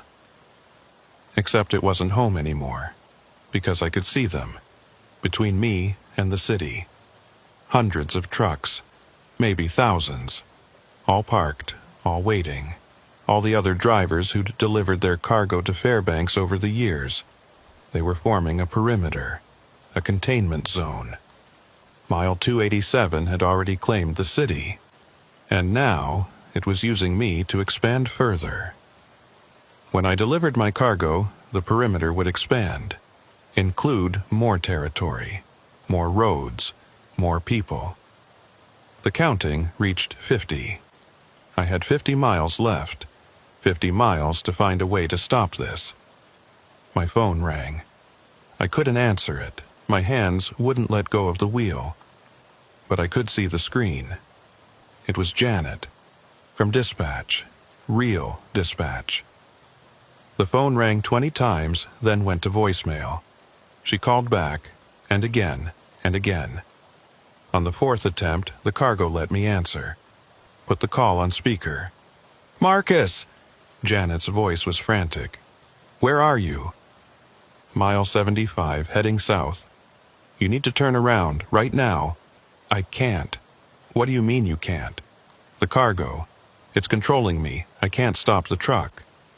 Silence on the line. Then, "Marcus, I need you to listen to me very carefully. We found the archived records. We know what Mile 287 is. Tell me." In 1974, during the highway construction, a surveyor named Donald Marsh discovered something. A geographical anomaly. A point where the normal rules of space and distance didn't apply. He documented it, tried to warn people, but his supervisors buried the reports. Why? Because if they acknowledged the anomaly, they'd have to stop a construction. Reroute the entire highway, cost millions. So they just skipped it. Designated the mile markers to jump from 286 to 288.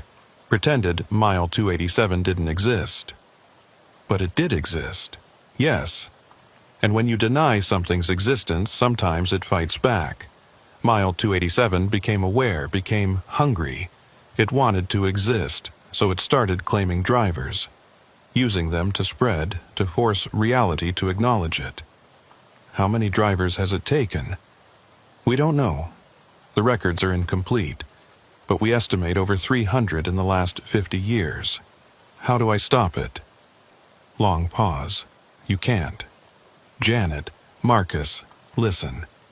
Every driver who's picked up cargo from mile 287 has delivered it. Every single one. There's no record of anyone escaping. You can't fight it. Then why are you calling me? Because I need to warn Fairbanks. If you deliver that cargo, the containment zone will expand. We estimate it'll claim another 40 miles of highway, include 3 smaller towns, over 2,000 people. Evacuate them. We can't. We don't have authority. Nobody believes this is real. We have documented evidence going back 50 years, and nobody believes it. Then what do I do? You, she stopped. I heard her breathing, trying to decide. You drive off the road, now. While you still can, crash the truck, destroy the cargo. I told you, I can't control, I know. But you still have your feet, you still have your body weight. Throw yourself against the wheel, force it. The cargo controls your hands, but it can't control everything. Not yet. I looked at the wheel, felt my hands locked in place. She was right. I could feel my feet, could shift my weight. If I crash, I'll die. If you deliver, thousands of people will join mile 287. You'll be saving them. Janet, I have a daughter. I know. I'm sorry. The counting reached 30. I had 30 miles. I looked at the road ahead. Straight, flat, perfect conditions. I looked at the shoulder. Steep embankment. If I went off there, the truck would roll. Probably multiple times. The cargo would survive. It always did. But maybe I could bury it. Deep enough that it would take years to dig out. Buy some time. I took a deep breath, threw my weight against the wheel. Nothing happened. My hands held firm. I tried again. Harder. The wheel didn't budge. It's not working. Keep trying. You have to... The call cut off. I looked at my phone. No signal. The counting reached 20. I passed a sign, Fairbanks, 20 miles. I could see the perimeter of trucks clearly now. They were arranged in a perfect circle around the city, headlights all facing inward, like they were holding something in or keeping something out. As I got closer, I could see the drivers, standing next to their trucks, hundreds of them, all watching me approach, waiting for me to join them, waiting for the delivery to complete. The counting reached 10. I tried everything, threw my whole body against the wheel, tried to hit the brakes with my hand, tried to shift into neutral. Nothing worked. The cargo had complete control now. 5 miles. I could see inside the perimeter, could see Fairbanks, except it wasn't Fairbanks anymore. The buildings were wrong, twisted, like they existed in multiple places at once. The streets looped back on themselves. Nothing made geometric sense. Mile 287 had already consumed the city. Everyone inside was trapped, living in an impossible geography. Going to work, going home, living their lives, never realizing they were walking in circles. Never escaping. 2 miles. The drivers outside the perimeter were waving, welcoming me. I recognized some of them from the tundra. The woman who'd shown me her glowing arm. The old man who'd been driving for 43 years. They all looked the same. Tired, defeated, but still moving. Still delivering. 1 mile. The box opened completely. Blue light flooded the cab. I could see the highway inside. Could see all the trucks driving on it. Could see my future. An eternal delivery route. No stops, no rest, no end, just driving. Forever. The counting reached 0. I crossed into the perimeter. The other drivers closed in behind me, sealing the gap, making the circle complete. My truck stopped. Engine still running, but stopped. My hands released the wheel. I could move again. I grabbed the door handle, pulled, locked, from the outside. All the doors were locked. I was trapped inside the cab. The blue light from the box intensified. I could feel it pulling me, drawing me toward it. I pressed myself against the driver's side door, as far from the box as I could get. Marcus Webb. The cargo spoke my name, not in words, in knowledge. It knew everything about me, my history, my family, my fears, my daughter. No, I said, don't. She will make an excellent driver. In 10 years, when she's old enough, we will call her. She will come, like you came. Stay away from her, unless you deliver the cargo, complete the route. Then she will be spared. You're lying. We never lie. We simply exist and expand. Complete the delivery and your daughter will never receive the call. I looked at the box, at the highway inside it. I looked at the perimeter of trucks, at the trapped city beyond. I looked at my hands. They were starting to glow. Faint blue light under the skin. The transformation was beginning. Complete the delivery. I reached for the box. My hand stopped an inch away, because I realized something. I'd already delivered it. I was inside the perimeter, inside mile 287's territory.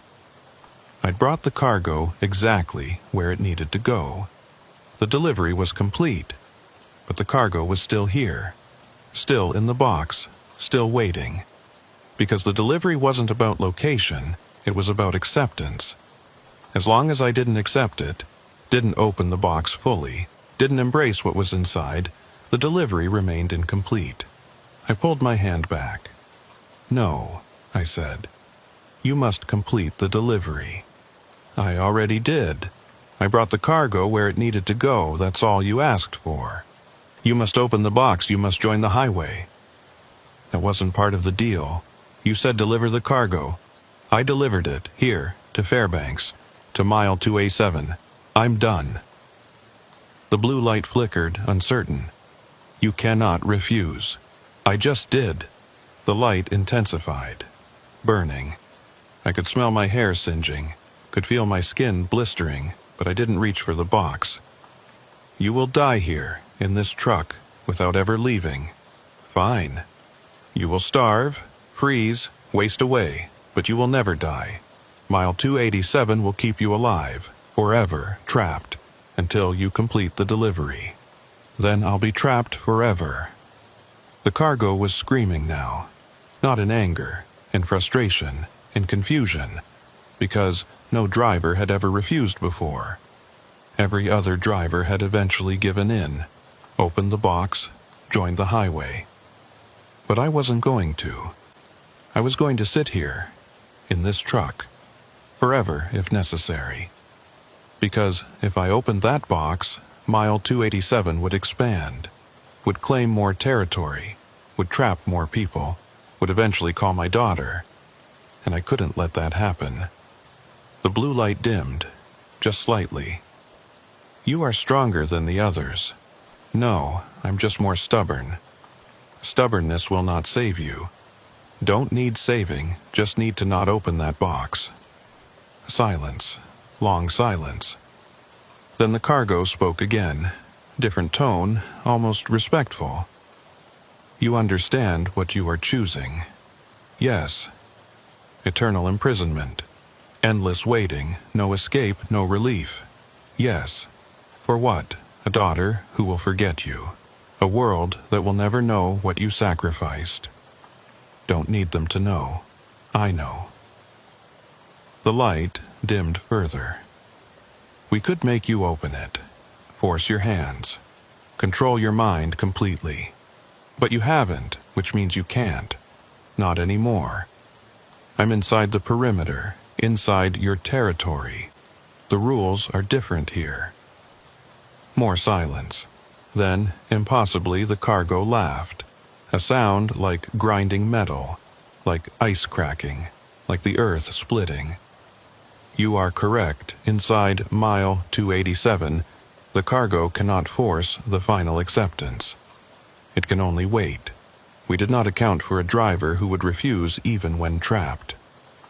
Guess you learn something new every day, or every 50 years. The box closed, not slammed shut. Gently, almost carefully, the blue light went out completely. You have won this round, Marcus Webb, but the game is not over. You will sit in this truck, inside the perimeter, and you will wait. And eventually, years, decades, centuries from now, you will grow desperate enough to open the box. They always do. We'll see. Yes, we will see. The presence withdrew, not gone, just distant, waiting. I sat back in the driver's seat, looked out the window.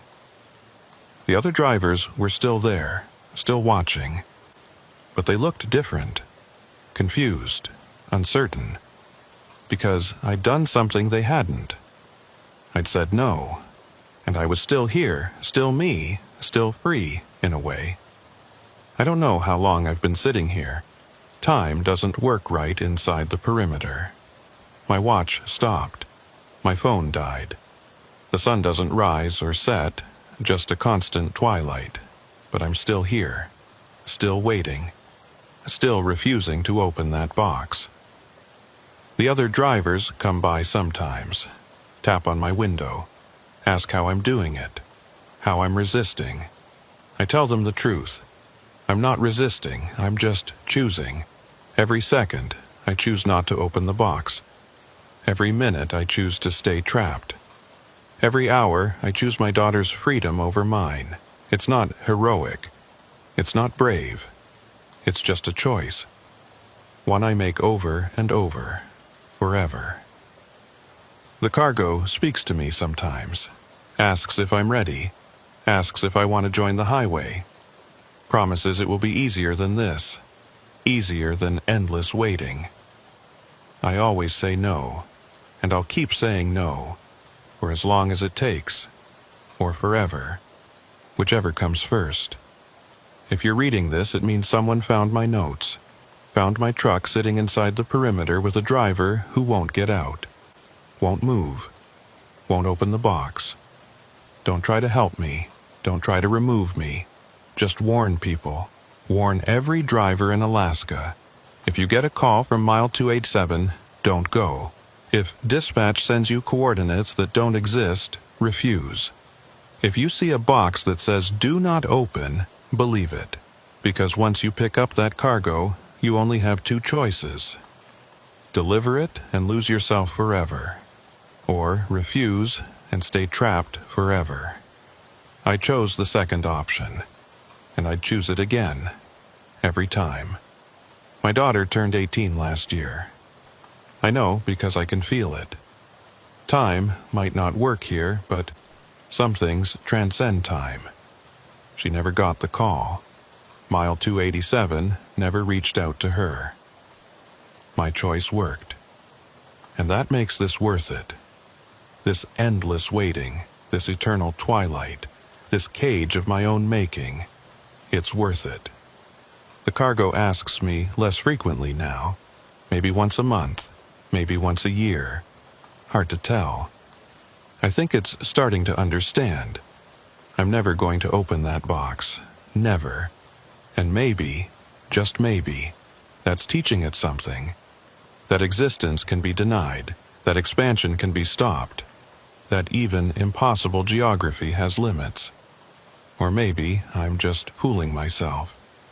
Maybe I'm already on that highway, driving in circles, and this is just a dream my mind created to cope.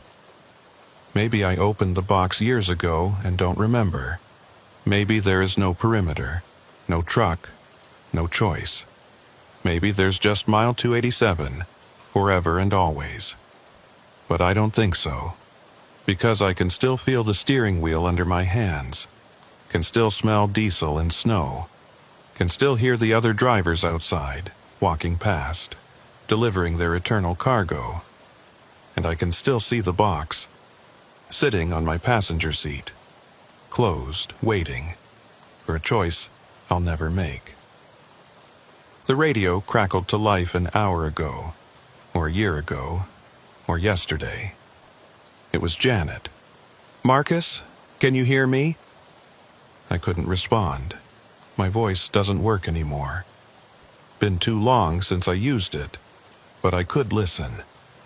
"Marcus, if you can hear this, we're going to try something. We think we've found a way to collapse the perimeter, to shut down mile 287, but it requires destroying everything inside the containment zone. Everyone inside will be lost, including you." Pause. "We need your permission. We need to know you're still in there, still choosing, still refusing." Long pause. "If you can hear this, flash your headlights. Once for yes, twice for no." I looked at my hands, tried to move them. They wouldn't respond. The cargo had been right about one thing. Eventually, the body stops obeying. Not because the cargo takes control, because the body forgets how. I couldn't flash my lights. "Marcus, please, we need to know you're still you." I tried again, focused everything I had on my right hand, on the headlight switch. My finger moved, 1/4 of an inch. Not enough. We're running out of time. If we don't hear from you in 1 minute, we have to assume you've been compromised. We have to assume the cargo won. 30 seconds, I pushed harder. Every remaining scrap of will, every memory of my daughter, every reason I'd stayed. My finger touched the switch. 20 seconds, I pressed. Nothing happened. Too weak. The switch needed more force. 10 seconds. I pressed harder. Felt something in my finger crack. Didn't care. The switch clicked. My headlights flashed. Once. "Marcus! Oh God, you're still there. You're still fighting." I tried to smile. Couldn't. Okay. We're going to do this. We're going to end it. It's going to hurt. I'm sorry, but you'll finally be free." Free? I didn't remember what that meant. Countdown starting. 10 seconds. I looked at the box. It was glowing again. Faint blue light. It knew what was coming. 5 seconds. The cargo spoke one last time. "You won, Marcus Webb. You actually won." 4 seconds. "No one has ever beaten us before." 3 seconds. "We will remember you. When we spread to new places, when we claim new roads, when we call new drivers." 2 seconds. "We will remember the one who said no." 1 second. "Thank you for the lesson." The blue light went out. The box closed. And everything ended. I'm writing this from a hospital in Anchorage. Or I think it's a hospital, hard to tell. Everything's fuzzy. They tell me I was found in my truck on the Dalton Highway near mile marker 200. Unconscious, hypothermic, barely alive. They tell me I'd been there for 3 days. Only 3 days. But I remember years, decades, centuries of waiting. The doctors say it was a psychotic break, brought on by isolation and exhaustion. They say I drove off the road during a whiteout, got disoriented, and my mind invented the rest. They say mile 287 doesn't exist. They say there was no box. They say I'm lucky to be alive. Maybe they're right. Maybe it was all a hallucination. Maybe I imagined the whole thing. But when I close my eyes, I can still see it. The highway inside the box. The trucks driving forever. The blue light. And sometimes, late at night, I hear it, the counting. 287, 286, 285. Getting quieter, but never stopping. And I know, I absolutely know, that somewhere out there, on a road that doesn't exist, at a mile marker that was never designated, there's a dispatch station, with lights on, and computers running, and a box, waiting for the next driver, waiting for the next call, waiting for the next person who'll make the wrong choice, or the right one, depending on how you look at it. My daughter came to visit yesterday. She's 23 now, working as a logistics coordinator. She asked if I wanted to come back to work, said they need experienced drivers, said there's a route opening up. Prudhoe Bay to Fairbanks. Good pay. Easy run. I told her no. I told her I'm done driving. She asked why.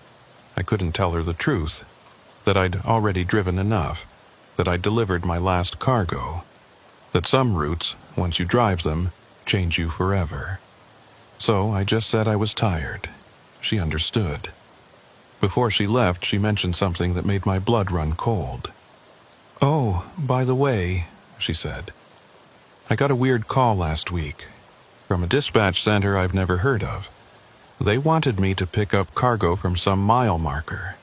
287, I think. Isn't that weird? That mile marker doesn't even exist." I looked at her. "What did you tell them?" I hung up, obviously. "I'm not driving to a place that doesn't exist." She laughed, though the pay they offered was insane. Triple rate. Made me almost consider it. "Don't," I said. "Don't ever consider it." "Why? You know something about it." "Just trust me. If they call again, hang up. Don't go, no matter what they offer." She looked at me strangely. "Okay, Dad, whatever you say." She hasn't mentioned it since, but I watch her phone every time we talk, waiting for it to ring, waiting for that call, knowing that if it comes, I can't stop her. All I can do is hope she makes the right choice, the same choice I made, to refuse, to say no, to understand that some cargo should never be delivered, and some roads should never be driven, even if they call your name, even if they promise answers, even if they exist in the space between 1 mile and the next, especially then.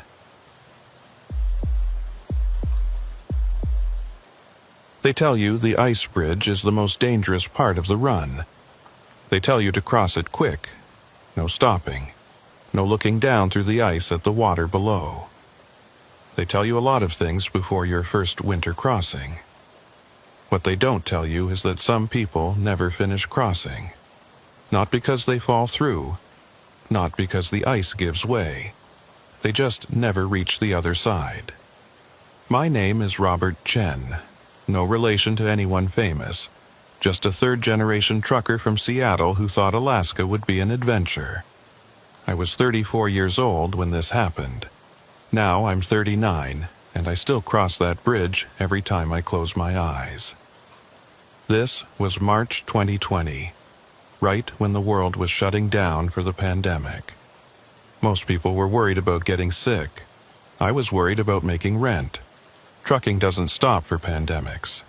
Supplies still need moving. Remote communities still need food, medicine, equipment. So when the company offered triple rate for a run from Fairbanks to a research station on the North Slope, I took it. The catch was simple. I had to cross the Koyukuk River ice bridge at night. During the day, the sun, even the weak March sun, softens the ice too much, too dangerous. But at night, when it's 40 below, the ice is like concrete. That's what they told me anyway. The load was light. Scientific equipment, mostly. Electronics that needed careful handling. The kind of cargo that doesn't weigh much but costs more than my truck if I break it. I left Fairbanks at 6 p.m. sharp. The sun had set an hour earlier. Full dark by the time I hit the highway. March in Alaska gives you maybe 8 hours of daylight if you're lucky. The rest is darkness and twilight and the kind of cold that makes your teeth ache. The route was straightforward. Dalton Highway North, about 200 miles. Then a turnoff onto a winter road that would take me the last 60 miles to the research station. The ice bridge was at mile 43 of the winter road. Unavoidable. The only way across the Koyukuk for 100 miles in either direction. The first 3 hours were normal. Empty highway, scattered snow, the occasional caribou wandering across the road. My headlights carved tunnels through the darkness. The radio played classic rock from a station in Fairbanks until it faded to static around mile 90. I switched to CB radio, got the usual chatter. Other drivers, weather reports, someone complaining about a stuck freight door. Familiar, comforting. At 9:47 p.m. I reached the turnoff to the winter road. There was a sign barely visible in the snow. Winter route, authorized vehicles only, ice bridge ahead. I radioed into dispatch. Standard procedure. Dispatch, this is Unit 58 turning onto winter route at 21:47 hours. Copy that, Unit 58. Weather looks good. Ice bridge should be solid. Radio check when you're across. Will do. 58 out. Simple. Routine? I'd done a dozen ice bridge crossings in my career. Different rivers, different states. You go slow, you stay calm, you don't think about the water underneath. Easy. The winter road was rougher than the main highway, narrower, just barely wide enough for my truck. On both sides, walls of plowed snow higher than my cab. Like driving through a tunnel made of ice. No other tire tracks. I was the first vehicle down this road in at least a day, maybe longer. Fresh snow covered everything, untouched except for the occasional fox print. At mile 15, I saw the first marker, a tall pole with a reflective orange flag indicating the edge of the road. These markers were spaced every 100 yards or so, guiding drivers through areas where the road wasn't clearly defined. By mile 20, the markers were coming faster. Every 50 yards now. The road was getting harder to see, even with the flags. At mile 30, I started seeing ice fog. Not unusual this far north when it gets really cold. Ice fog forms when the air is so frigid that moisture freezes instantly into tiny crystals, creating a mist that hangs in the air like smoke. It made visibility worse. My headlights reflected off the crystals, creating a wall of white light. I slowed to 20 miles per hour, then 15. The CB radio crackled. Unit 58, this is Unit 72, you copy? I grabbed the handset. Unit 72, this is 58, go ahead. You on the winter road? Affirmative, about mile 30. You behind me? Negative. I'm on the main highway heading south. Just wanted to give you a heads up. Ice bridge has been acting weird today. Weird how? Had 2 drivers cross it this morning. Both said the same thing. Bridge felt longer than usual, like it took them twice as long to cross. How long is it supposed to take? At normal speed, maybe 2 minutes. They said it took them 5-6 minutes. But their odometers showed the right distance, just felt longer. Felt longer, that's helpful. Hey, I'm just passing along what I heard. Could be nothing. Could be the cold messing with their heads. But watch yourself out there. Appreciated. 58 out. I hung up the handset. Felt longer. What did that even mean? I kept driving. The ice fog got thicker. At mile 35, I could barely see 20 feet ahead. The orange markers were the only way I knew I was still on the road. My GPS had stopped working around mile 20. Not unusual. These winter roads aren't always in the mapping databases. I was navigating by mile markers and the flags. At mile 40, the road started descending. Gentle slope, leading down toward the river valley. The ice bridge would be at the bottom. The temperature gauge on my dash read -42. Wind chill probably made it -60 or worse. Cold enough that if I broke down out here, I'd have maybe 30 minutes before the cab got too cold to survive in. Even with the engine running, even with the heater blasting. That's the thing about Alaska in winter. You're never more than a few minutes from dying. One wrong move, one mechanical failure, one moment of bad luck, and the cold takes you. At mile 42, I saw the warning sign. Ice bridge ahead, reduce speed, do not stop on bridge. I slowed to 10 miles per hour. The road leveled out. Through the ice fog, I could make out a change in the terrain. The walls of plowed snow ended. The road widened slightly. I was approaching the river.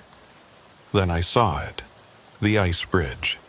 It wasn't a bridge in the conventional sense, no supports, no railings, no structure. Just a section of river that had frozen solid, thick enough to drive on. The road continued straight across it, marked by those same orange flags every 50 yards. The ice was white, pure white. Snow-covered, but underneath I could see the ice itself, thick and solid. It looked safe, looked like concrete. But there was something about it that made my stomach tighten. Maybe it was the fog. The way it hung over the ice, thicker here than on the road behind me. Like the bridge was generating its own weather. Maybe it was the silence. The engine noise seemed muffled, distant. Even the wind had stopped. Complete stillness.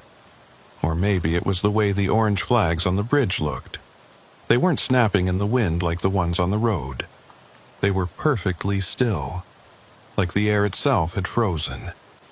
I stopped the truck before the bridge, put it in park, sat there looking at that expanse of white ice stretching ahead into the fog. I could see the first few markers. Beyond that, just white. The far side of the bridge was invisible, lost in the fog. How wide was the Koyukuk here?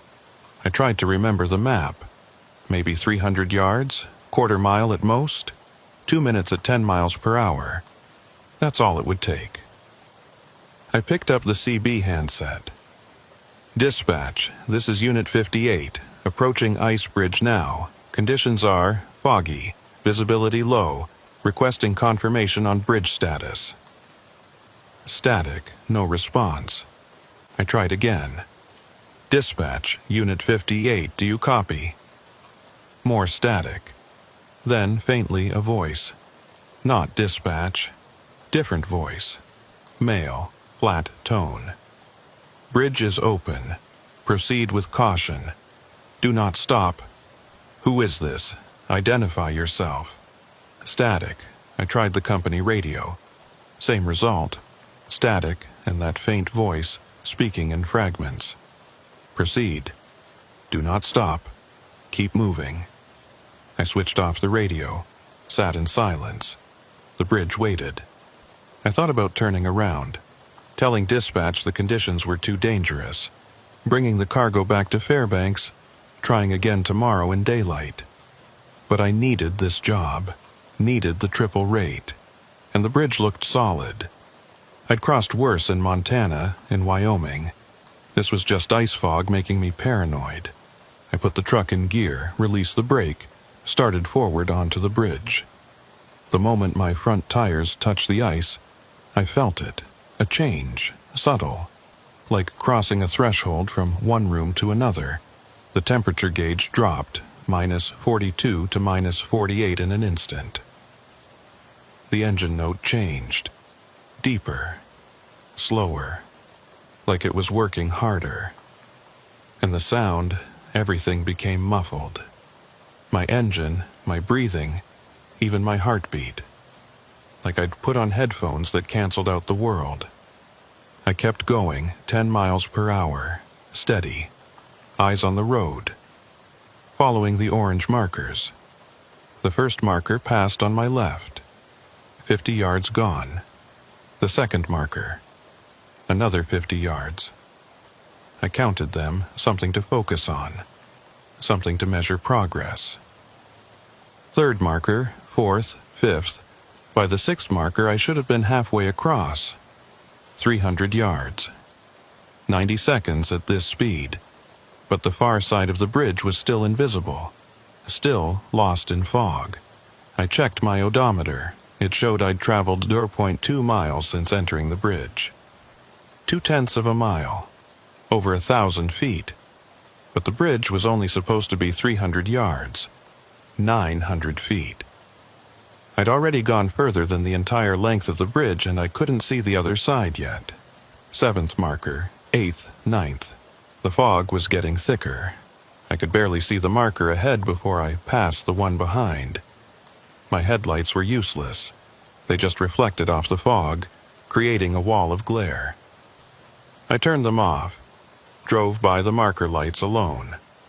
Orange reflectors in the white fog. 10th marker. Half a mile now, according to the odometer. Way past the bridge's length. But I was still on ice. I could feel it under the tires. Hear the slight crunch of snow on frozen river. 11th marker. My hands were shaking. Not from cold, from something else. I reached for the CB radio, turned it back on. Do not stop. Keep moving. Do not stop. Where's the other side? I said aloud. Where's the goddamn other side? The voice on the radio didn't answer. Just kept repeating the same fragment. Do not stop. Keep moving. Do not stop. 12th marker. I looked in my rearview mirror. The road behind me was gone. Just fog. White, featureless fog. I couldn't see where I'd entered the bridge, couldn't see land, couldn't see anything but the markers and the ice and the endless white. 13th marker. My breathing was getting faster. I forced myself to slow it down. In through the nose, out through the mouth. Stay calm. Panic kills faster than cold. The bridge had to end. Had to. Rivers weren't infinite. This was the Koyukuk, not the goddamn ocean. 14th marker. 3/4 of a mile. 1,300 feet. 4 times longer than the bridge was supposed to be, and still no sign of the other side. I stopped the truck. I know the sign said don't stop. I know every instinct said keep moving. But I had to stop, had to think. The moment I put it in park, I heard it. From underneath the ice, something moving, not water. Water doesn't move like that. Water flows, ripples, crashes. This was deliberate, patterned, like footsteps, like something walking under the ice. I looked down through my driver's side window, at the ice passing beneath the truck. It was clear here, not frosted. I could see through it. And underneath, maybe 6 feet down, I saw the water. It wasn't frozen, it was liquid, moving, flowing south to north, against the current. Rivers don't flow both directions, but I could see it. See the water moving north, when it should have been flowing south toward the ocean. And in that water, shapes, dark shapes, moving with the current, or against it. Hard to tell. They looked almost human, almost, but the proportions were wrong. The movements were wrong, like someone had described a person to an artist who'd never seen one, and the artist had done their best. One of the shapes stopped, directly under my truck. It looked up. I couldn't see its face. The ice distorted everything, but I could feel it looking. Feel its attention lock onto me. Then it moved, fast. Faster than anything should move in water, coming toward the surface. I put the truck in gear and floored it. The tires spun on the ice for a second, then caught. The truck lurched forward. In my mirror, I saw the ice crack. Just a little. A spiderweb of fractures spreading from where I'd been stopped. Something dark pressed against the underside of the ice, pushing, testing. The ice held. I kept driving, faster now. 15 miles per hour, 20, 15th marker, 16th, 17th. A mile now, almost 2,000 feet. 6 times longer than it should be. My fuel gauge was dropping. I'd burned through 1/8 of a tank just crossing this bridge. That wasn't possible. Not at these speeds. Not with this load. Unless time was working differently here. Unless I'd been driving longer than I thought. I checked my watch. 10:03 p.m. I'd entered the bridge at 9:58 p.m. 5 minutes. That matched. But it felt like longer. Felt like I'd been on this bridge for hours. 18th marker. The fog was changing. Not getting thinner, getting textured. I could see patterns in it now. Swirls. Faces. Almost faces. My mind was playing tricks. Had to be. Fog doesn't form patterns. Doesn't create faces, but I could see them. Dozens of them. Hundreds. Pressing close to my windows, looking in. 19th marker. The radio crackled. Different voice this time. Female. Familiar. "Robert, can you hear me?" I grabbed the handset. "Who is this?" "It's me. It's Jennifer." Jennifer. My ex-wife. We divorced 3 years ago. She lived in Portland now, hadn't spoken in 18 months. "Jennifer, how are you on this frequency?" I'm not really here. Neither are you. Not anymore." "What are you talking about?" "You're still on the bridge, Robert. You never left. You've been driving in circles for 3 years. That's insane. I just got on the bridge 5 minutes ago." "That's what you think. That's what you'll always think. Every time you cross, it feels like the first time. Like it's only been 5 minutes, but it's been years, Robert. You've been here for years. You're not real. This is the cold, the fog, making me hear things. Maybe, or maybe, I'm the only real thing you've heard in a long time." The radio went dead. 20th marker. I looked at my hands on the wheel. They looked normal. No frostbite. No age. Same hands I'd had when I started this run. If I'd been here for years, wouldn't I look different? Wouldn't I be older? Unless time didn't age you here. Unless you were frozen. Preserved. Locked in the moment you entered the bridge. 21st marker.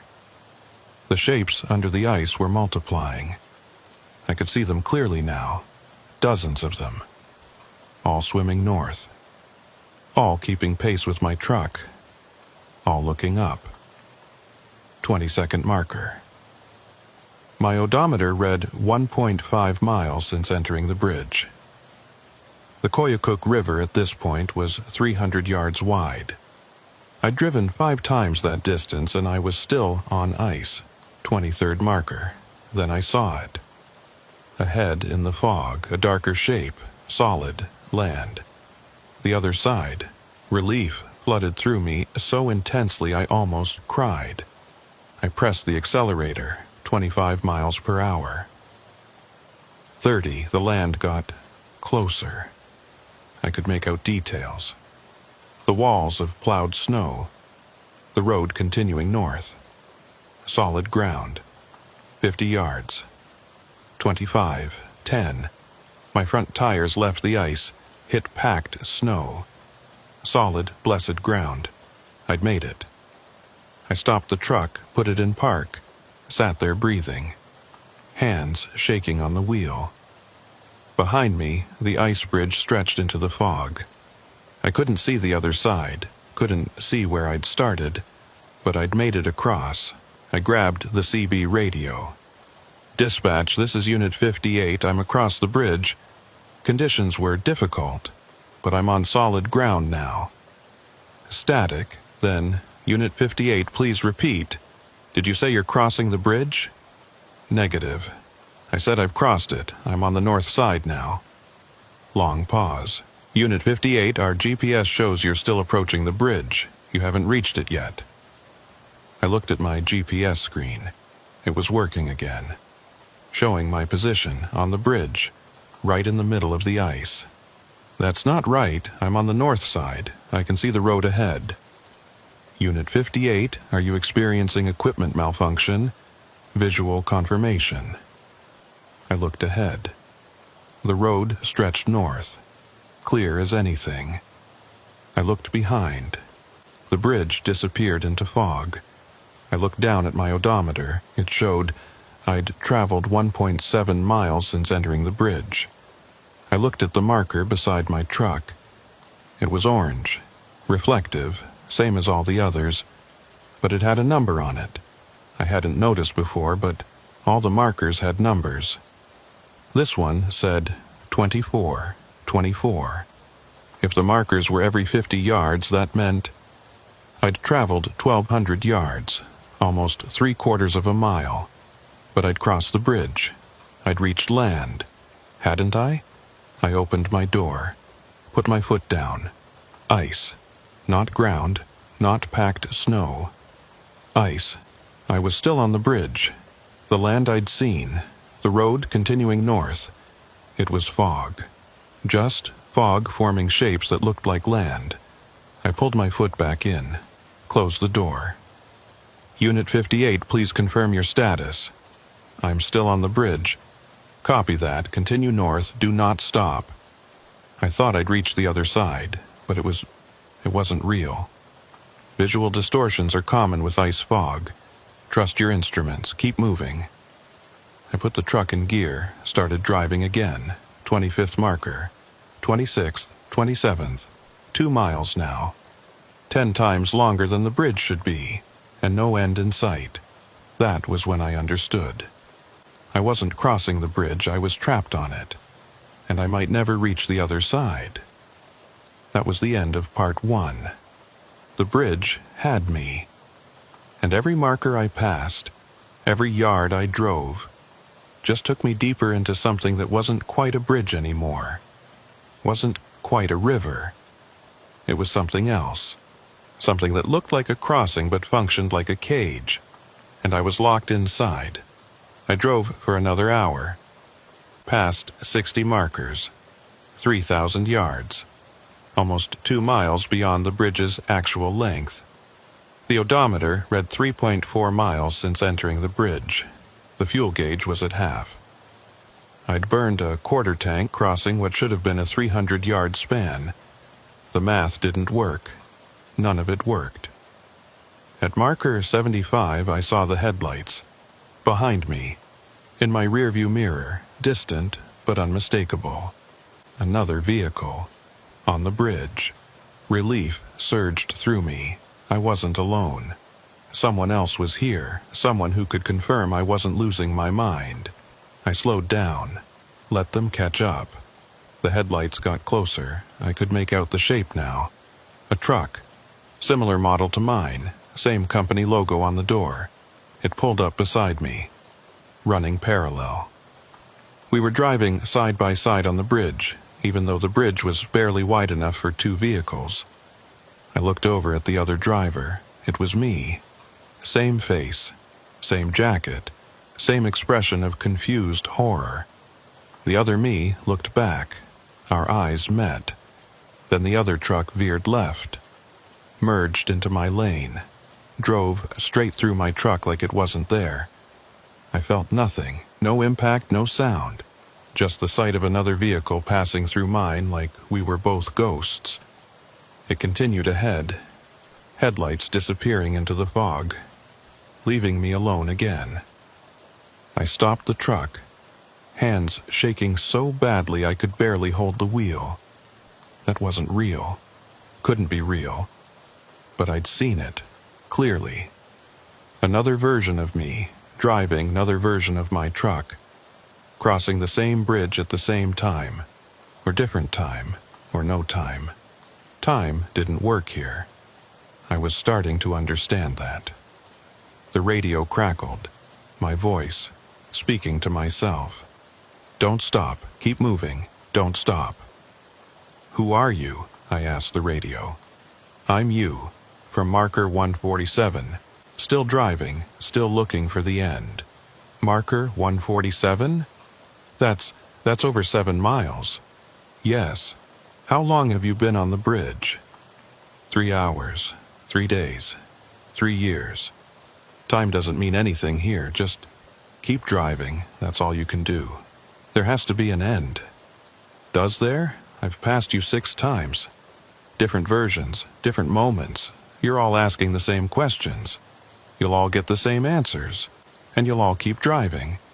I'm not you, I just got on the bridge an hour ago. That's what I said. That's what all of us say, but look at your fuel gauge. I looked, half full. Wait, hadn't it been half full 10 minutes ago? I checked the trip odometer. 3.4 miles, same as before. Same as 10 minutes ago. I'd been driving, but the odometer hadn't moved. See? My voice on the radio said. You're not moving forward. You're moving in place. The bridge keeps you driving, keeps you thinking you're making progress, but you're just here, always here. There has to be a way off. If you find it, let me know. I'll be at marker 147, or marker 23, or marker 891. Depends on when you catch me. The radio went silent. I sat there trying to process, trying to think. If I wasn't moving forward, then the markers were meaningless. They were just decorations, waypoints in an infinite loop. But I'd seen them pass, counted them. 75 so far, unless I'd been seeing the same markers repeatedly. Unless the bridge was recycling them, showing me marker 25, then making me forget, then showing it to me again as marker 26. How would I know the difference? I looked at the marker beside me. Number 75. I took out my phone, took a picture of it. Then I drove forward, slowly, watching for the next marker. Marker 76 appeared. I took a picture. Marker 77 picture. Marker 78 picture. I looked at the photos, compared them. They were identical, same marker, same number, just different numbers painted on it. No, wait, the paint was the same. The wear patterns were the same. These weren't different markers. It was the same marker, repeated. The number was changing, but everything else was identical. I was seeing the same marker over and over. The bridge was just changing the number to make me think I was moving. I stopped the truck, looked at marker 78, grabbed a wrench from my toolbox, got out. The cold hit me like a wall. 40 below, maybe colder. My breath crystallized instantly.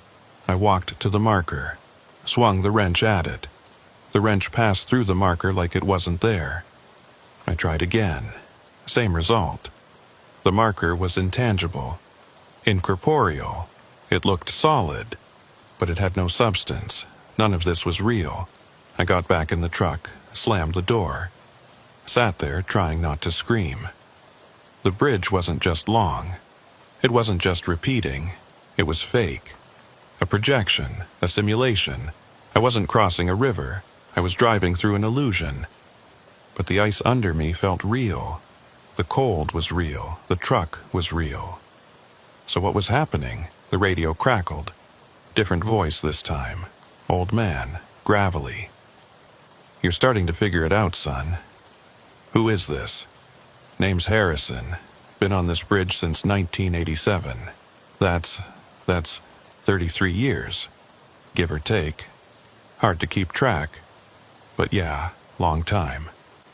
How are you still alive? Am I? Not sure. Don't feel dead, but don't feel alive either. Just here, always here. Driving this bridge, waiting for it to end. It doesn't end, does it? Well, that depends on what you mean by end. The bridge ends. I've reached the other side, many times. Then why are you still here? Because when you reach the end, you just start over. Like resetting a tape. You drive off the bridge onto solid ground. Think you made it. Then you blink, and you're back at the beginning. Entering the bridge again. First time. Fresh start. That's impossible. So's a bridge that never ends. So's seeing yourself drive past yourself. So's a lot of things you're experiencing. Impossible don't mean much out here. There has to be a way to break the loop. Maybe. Haven't found it. But I got a theory. Tell me. The bridge don't want you to cross. It wants you to stay forever. Driving in circles, feeding it somehow. Your attention, your fear, your confusion. Something about that sustains it. So it keeps you trapped. Keeps you moving, but going nowhere. How do I escape? That's the million-dollar question. My theory, you gotta do something unexpected. Something the bridge ain't prepared for. All the drivers who get trapped, they follow the rules. Stay on the road, follow the markers, keep driving. That's what the bridge expects so it can control you. So I need to... What? Go off-road? Maybe. Or stop completely. Or reverse, or something. I don't know. I've tried a lot of things. Nothing's worked. But maybe you'll have better luck. What happens if I go off the road, into the river? Don't know. Never been brave enough to try. Or stupid enough, depending on your perspective. The radio went silent. I looked out at the ice on both sides of the road. It stretched into the fog. Flat, featureless. Under the ice I could see the shapes moving. More of them now. Hundreds. All swimming in formation, all watching. If I drove off the road, onto the unmarked ice, would I break through? Would I sink into that impossible water with those impossible things? Or would I find something else? Some way out the bridge hadn't anticipated. I was about to make a decision when I heard it. From ahead. From the fog, a sound, mechanical, rhythmic, thump, thump, thump, thump, thump, thump, getting louder, getting closer. I squinted through the fog, tried to see what was making that sound.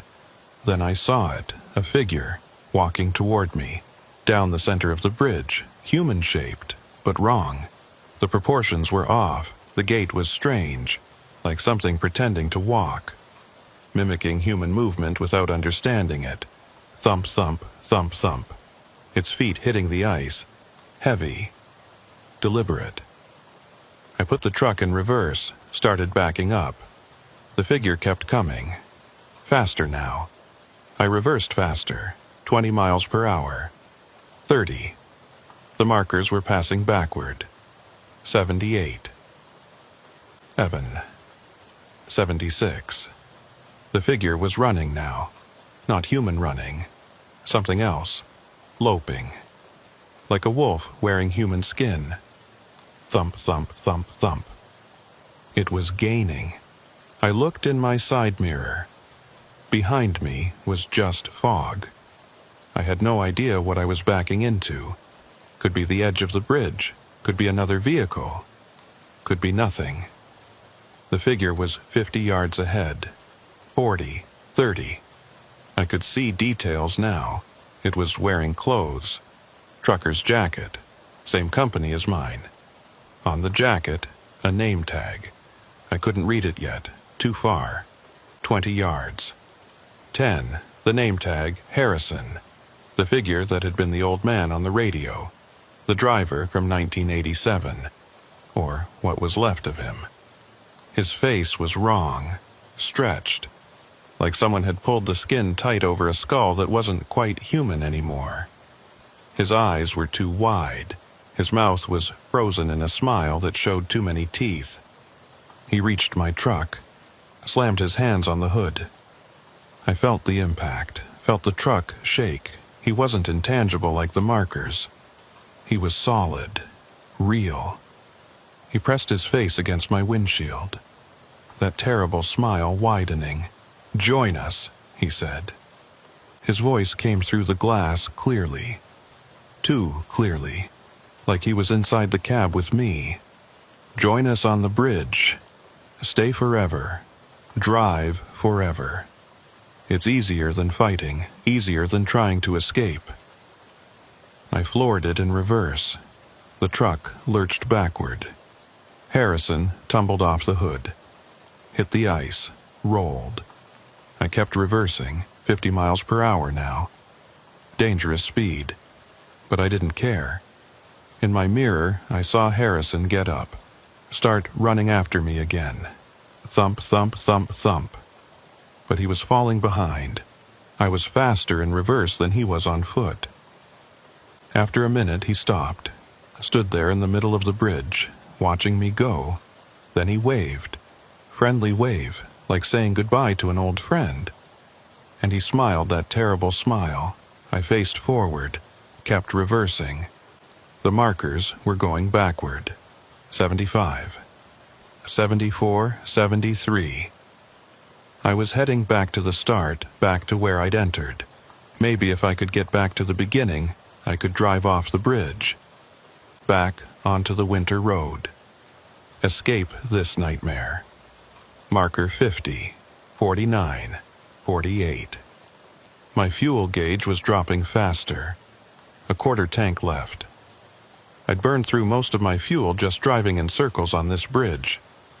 When I ran out, I'd be stranded, on the ice, in the cold, with Harrison and whatever else was out here. Marker 25. 23. Almost there. Almost back to the beginning. Marker 10. 9. 8. I could see something ahead in the fog, the edge of the bridge, the winter road. Marker 5. 4. 3. Freedom. So close. Marker 2. 1. My rear tires left the ice. Hit packed snow. Solid ground. I'd done it. I'd reversed off the bridge. I slammed on the brakes, put the truck in park. Sat there, gasping. I was off the bridge. On the winter road. Solid ground beneath me. I looked ahead. The bridge waited. Fog and ice and orange markers stretching into the distance. I looked behind. The winter road leading back to the main highway. Back to civilization. I could turn around, drive back to Fairbanks, forget this whole thing. But I couldn't. The research station still needed its cargo. I still needed the triple rate, and some part of me, some stupid, stubborn part, needed to know if I could beat this, if I could cross this bridge. I sat there for 10 minutes, debating. Then I made my decision. I turned the truck around, faced the bridge again. This time, I was going to try something different. I was going to drive across without looking at the markers, without checking my odometer, without measuring progress. I was just going to drive, straight ahead, ignoring everything, until I reached the other side. Maybe that was the trick. Maybe the bridge fed on attention, on observation, on drivers noticing the impossible things and getting trapped by them. So I wasn't going to notice. I was going to drive blind. I put my hands on the wheel, took a deep breath, and drove onto the bridge again. This time, I didn't look at anything. Not the markers, not the fog, not the ice below. I just watched the center line of the road, kept my truck straight, maintained steady speed, 10 miles per hour. No faster, no slower. And I drove. I don't know how long I drove, seconds, minutes, hours. I wasn't counting, I wasn't thinking, wasn't analyzing, wasn't questioning, just driving. The world outside my windshield became white noise, meaningless, irrelevant. All that mattered was the road directly in front of my truck. The next 10 feet, the next 5 feet, drive, just drive. At some point I noticed the fog was thinning, but I didn't focus on it. Didn't let it mean anything, just drove. At some point I noticed shapes under the ice. Moving, watching, didn't matter, kept driving. At some point I heard voices on the radio, my voice, Harrison's voice, Jennifer's voice, all talking at once, overlapping, screaming. Turned off the radio, kept driving. At some point I saw Harrison in my peripheral vision, running alongside my truck, keeping pace, smiling, didn't look at him, kept driving. At some point the aurora appeared overhead, green and red and purple, swirling in patterns that almost looked like faces, like hands reaching down, eyes on the road, kept driving. At some point my fuel gauge hit empty. The low fuel warning light came on. Didn't matter, kept driving. The engine should have stopped, should have died, but it kept running. Fed by something other than diesel now. fed by will, by stubbornness, by refusal to quit, kept driving.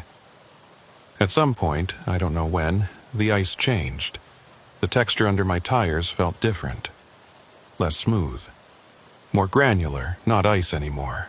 Gravel. I'd reached the other side.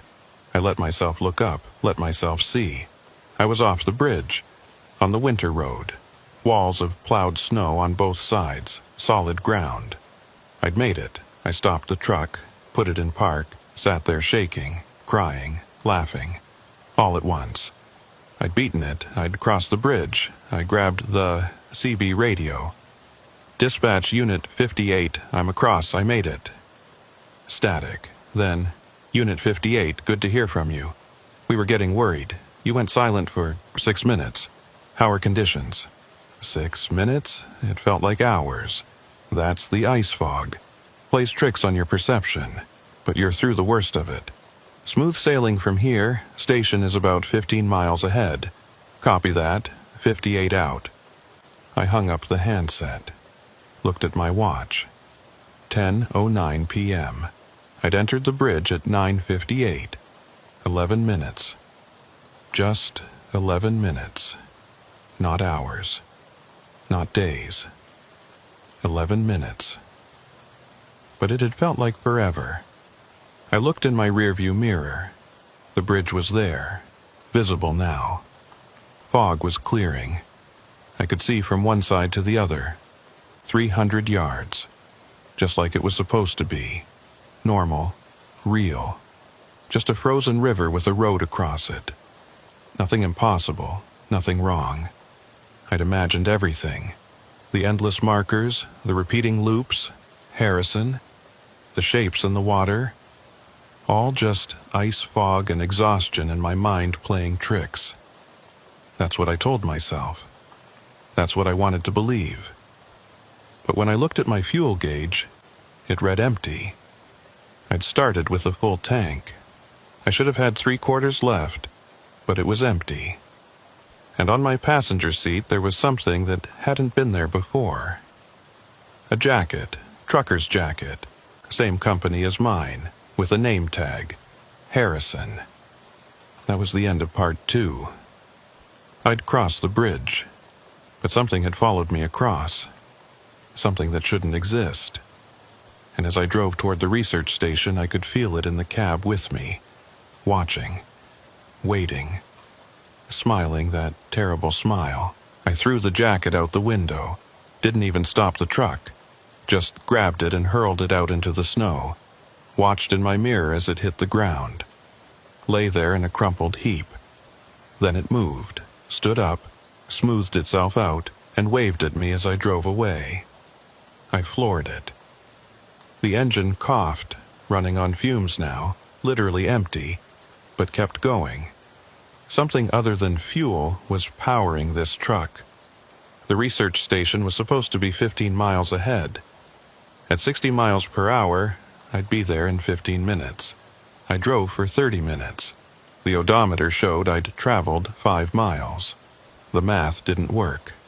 Again, the bridge was behind me. I'd crossed it, but its rules had followed me. Distance and time were still broken. At mile 5, or mile 30, or mile anything, I saw the lights, buildings, the research station. Finally, I pulled into the compound.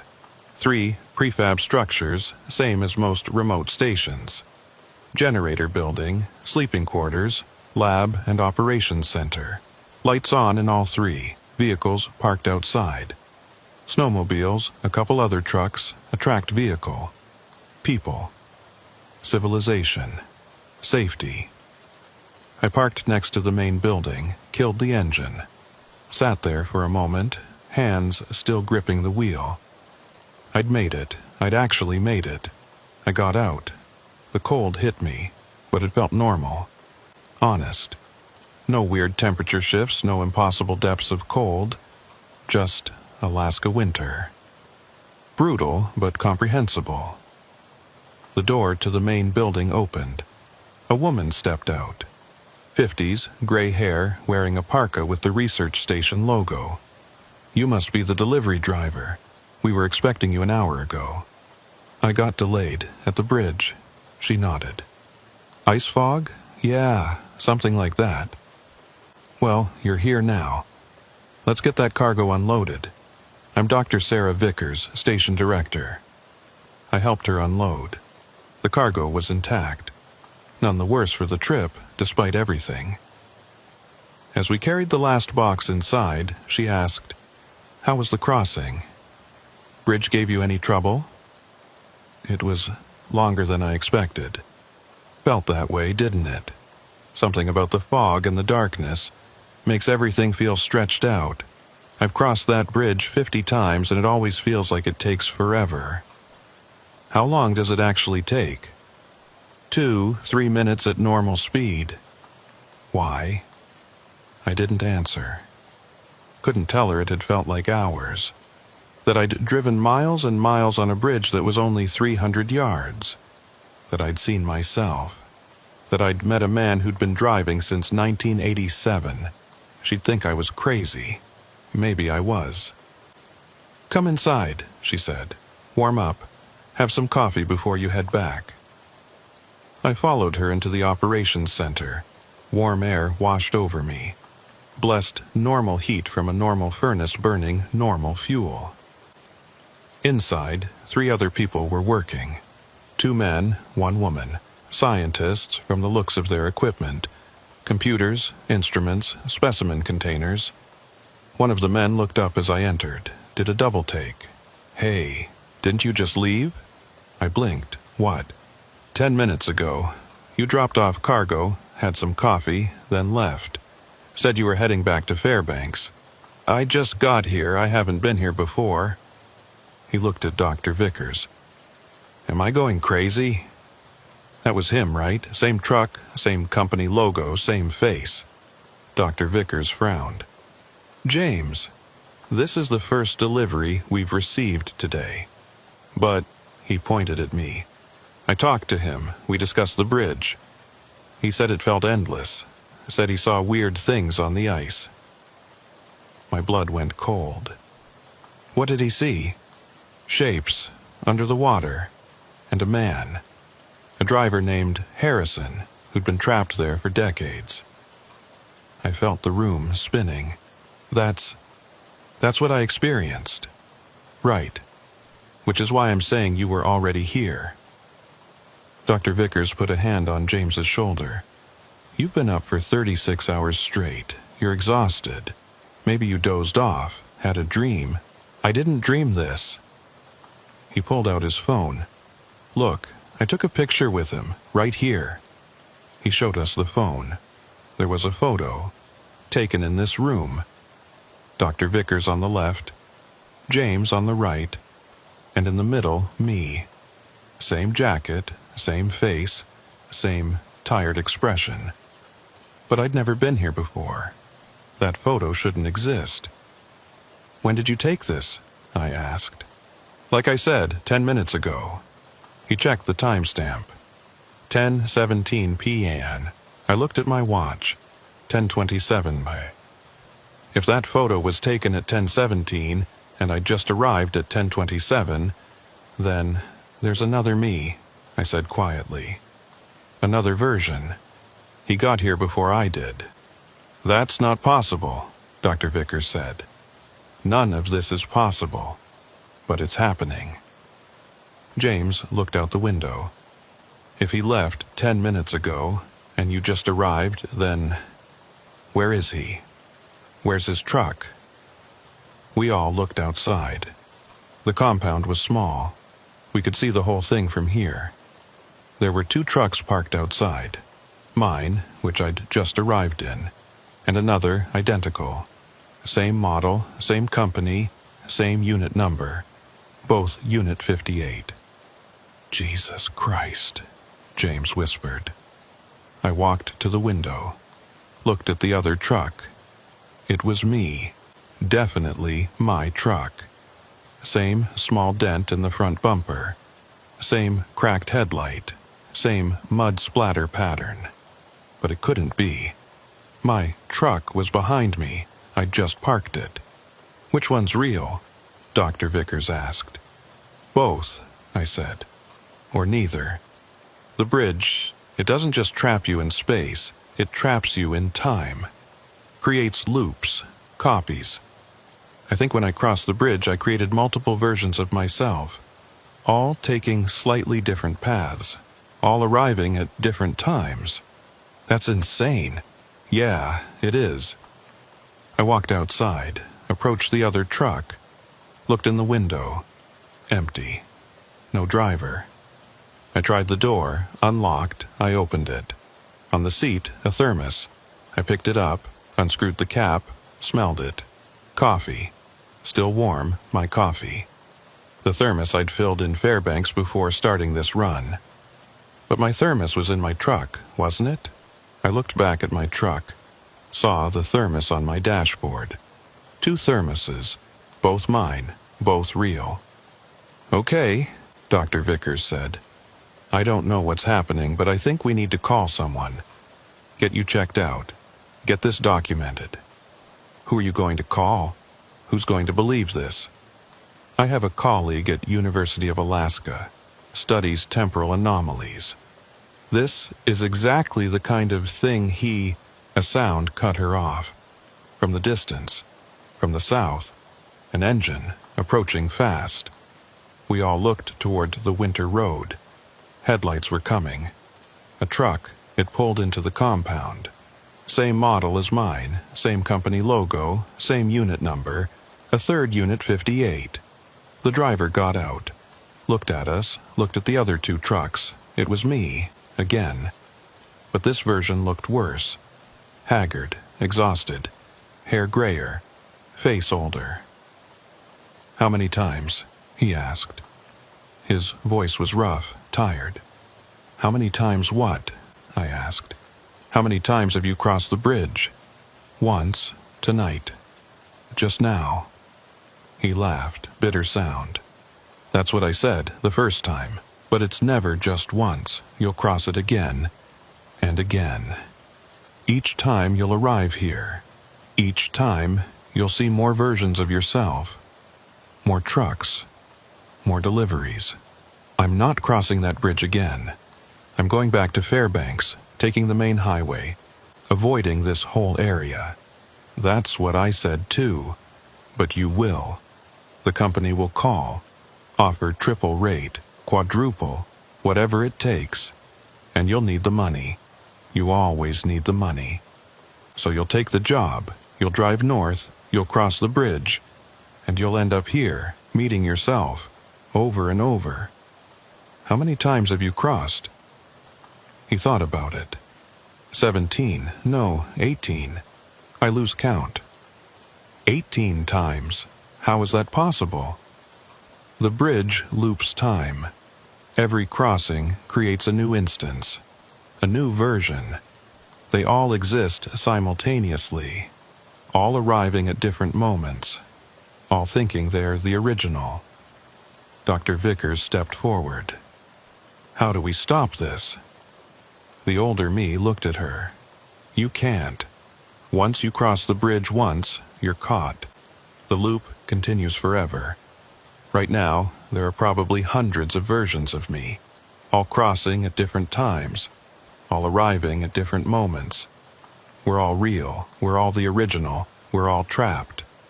There has to be a way to break the loop, I said.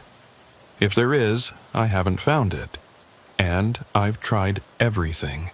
Driving different speeds, taking different routes, refusing to deliver the cargo. Nothing works. The bridge won't let go. A 4th set of headlights appeared. Another truck approaching. Here comes another, the older me said. It never stops. We keep multiplying, keep arriving. Eventually, there'll be so many of us that there won't be room. The compound will be overflowing with Unit 58s, all trying to deliver the same cargo, all trying to understand what happened. What happens then? I don't know. I haven't gotten that far yet. The 4th truck arrived. The driver got out. Younger than me, I recognized him. It was me from 5 years ago. Before the divorce, before Alaska. He looked around at all of us, at all the trucks. "What the hell is this?" "Welcome to the loop," the older me said. By midnight there were 7 trucks, 7 versions of me, all from different times, all having crossed the bridge at different moments. We stood in a circle in the compound looking at each other. Some were older, some younger.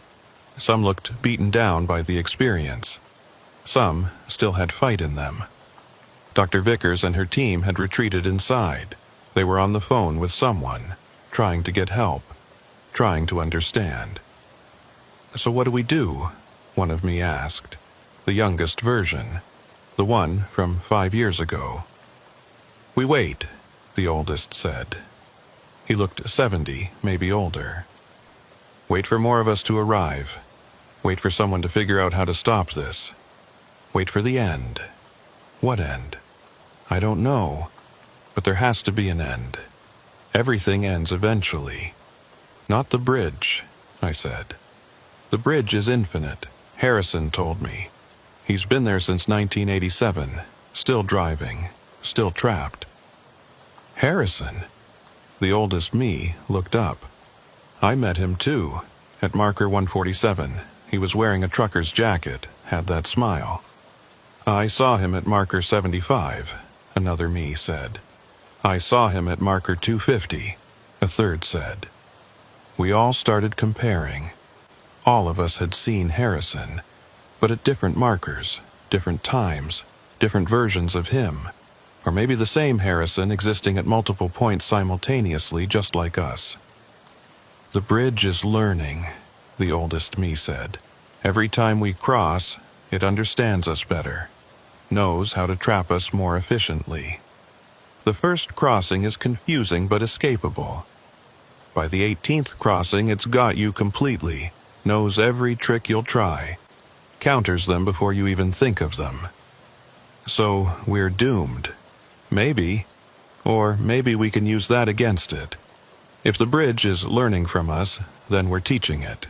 Every crossing, every attempt to escape, we're showing it our patterns. But we're also learning its patterns. To what end? To beat it, collectively. We can't do it individually, the bridge is too strong. But all of us together, all the versions, maybe we have a chance. A chance to do what?" He smiled, grim smile. "To close the bridge, permanently, so no one else gets trapped." "How?" "I have an idea, but it requires all of us, every version, working in perfect synchronization." An 8th truck arrived, then a 9th. By 2 o'clock a.m., there were 15 trucks, 15 versions of me. We gathered around the oldest. He explained his plan. "The bridge exists across time. That's how it traps people.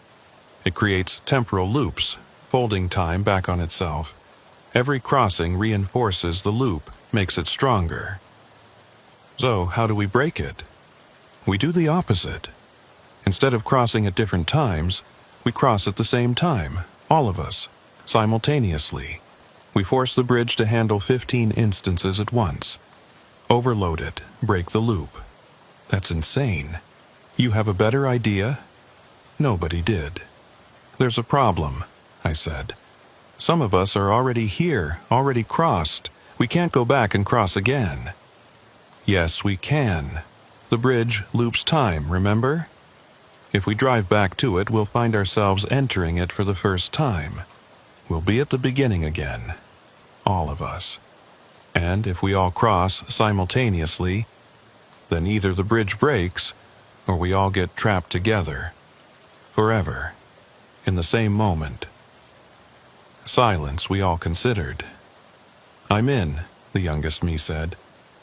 "I've got nothing to lose." "I'm in," said another. One by one, we all agreed. 15 versions, one plan. We got in our trucks, all identical, all Unit 58. And we drove south, back toward the bridge.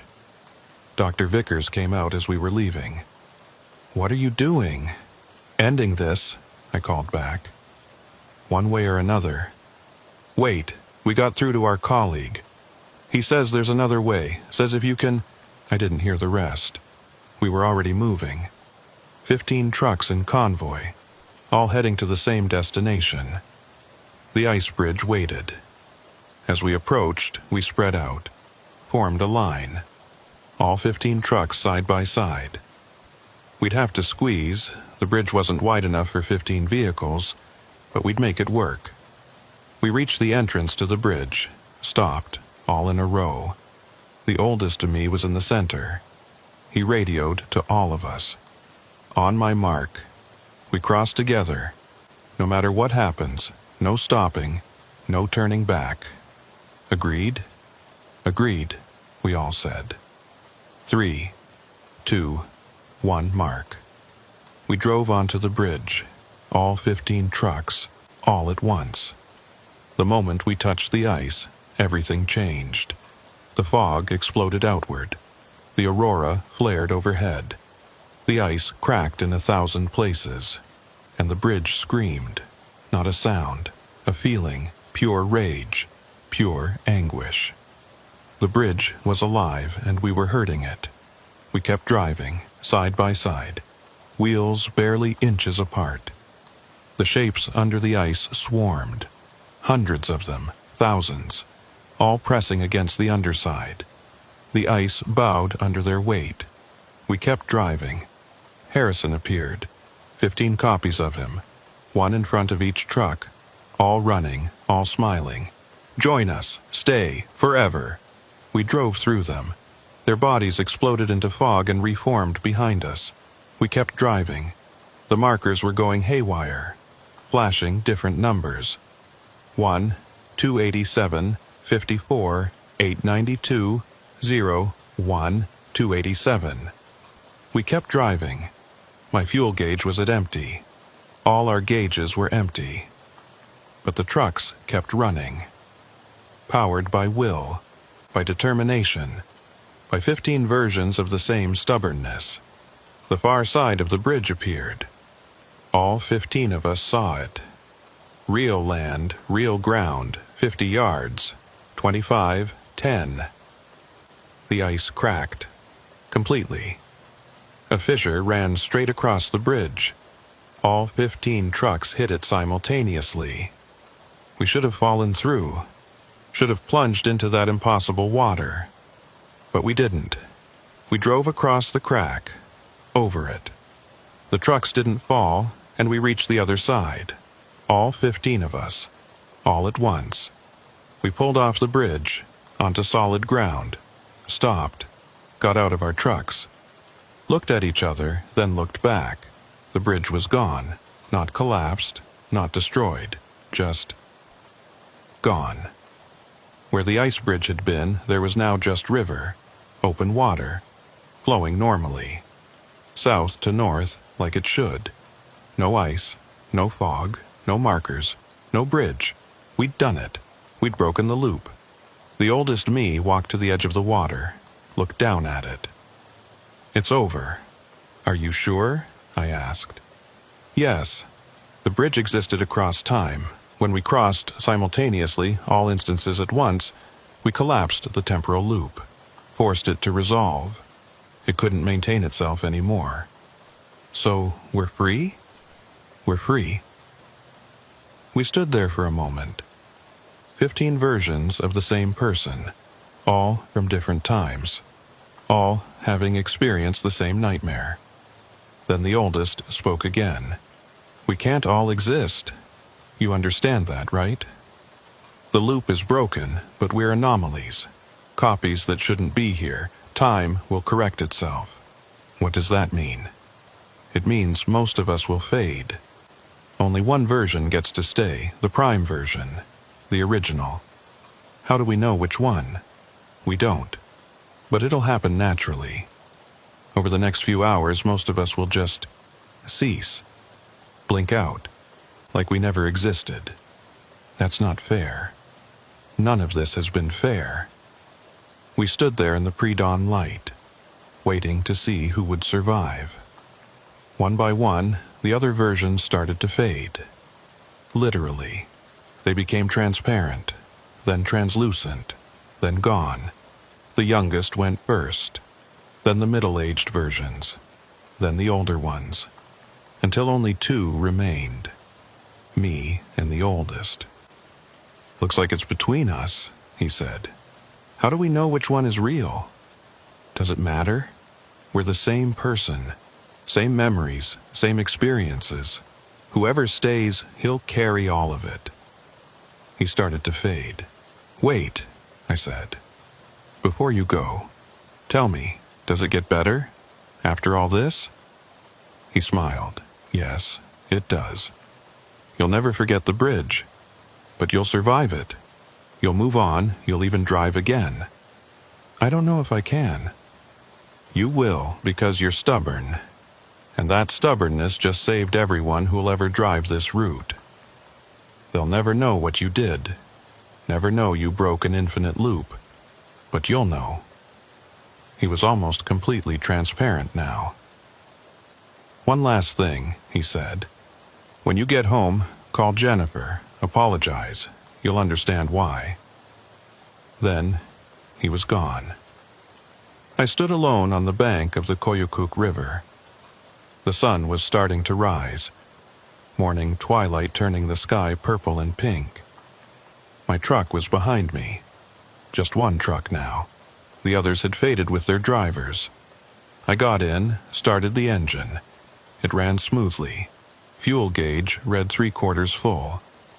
Everything was normal. I looked at where the bridge had been, just water. Normal river. I picked up the CB radio. "Dispatch, this is Unit 58. Cargo delivered. Heading back to Fairbanks." "Copy that, Unit 58. How are conditions?" "Fine, no issues." "Good to hear. Safe travels." I hung up the handset, started driving south. Behind me, the Koyukuk River flowed. North to south. The way it should. The way it always had. The way it always would. That was the end of Part 3. I'd beaten the bridge, collapsed the loop, saved everyone who'd come after. But I'd lost something too. 15 versions of myself. 15 lives that might have been, all sacrificed to close one impossible road. I drove toward Fairbanks, toward home, toward whatever came next. And I tried not to think about the oldest me, about what he'd said, about calling Jennifer. But I knew I would, because he was me and I was him. And we both knew what was coming. I got back to Fairbanks 36 hours later. Should have taken 8. But I stopped, a lot, every rest area, every pull-off, every place where I could sit and try to process what had happened. Nobody believed me. Of course they didn't. The research station confirmed I'd delivered the cargo, but they had no record of multiple deliveries, no photos of 15 trucks. Dr. Vickers didn't remember our conversation about temporal loops. The bridge? It had never existed. I checked maps, records, satellite images. The winter road was there, but there was no ice bridge. There was a regular bridge, steel and concrete, built in 2005. Normal bridge. Normal crossing. The ice bridge had been erased. Not just destroyed, erased from ever having existed. Time had corrected itself, smoothed over the anomaly. Nobody remembered Harrison. The missing person reports I'd found before were gone. No trucker named Harrison had ever disappeared in 1987. I had no proof, no evidence.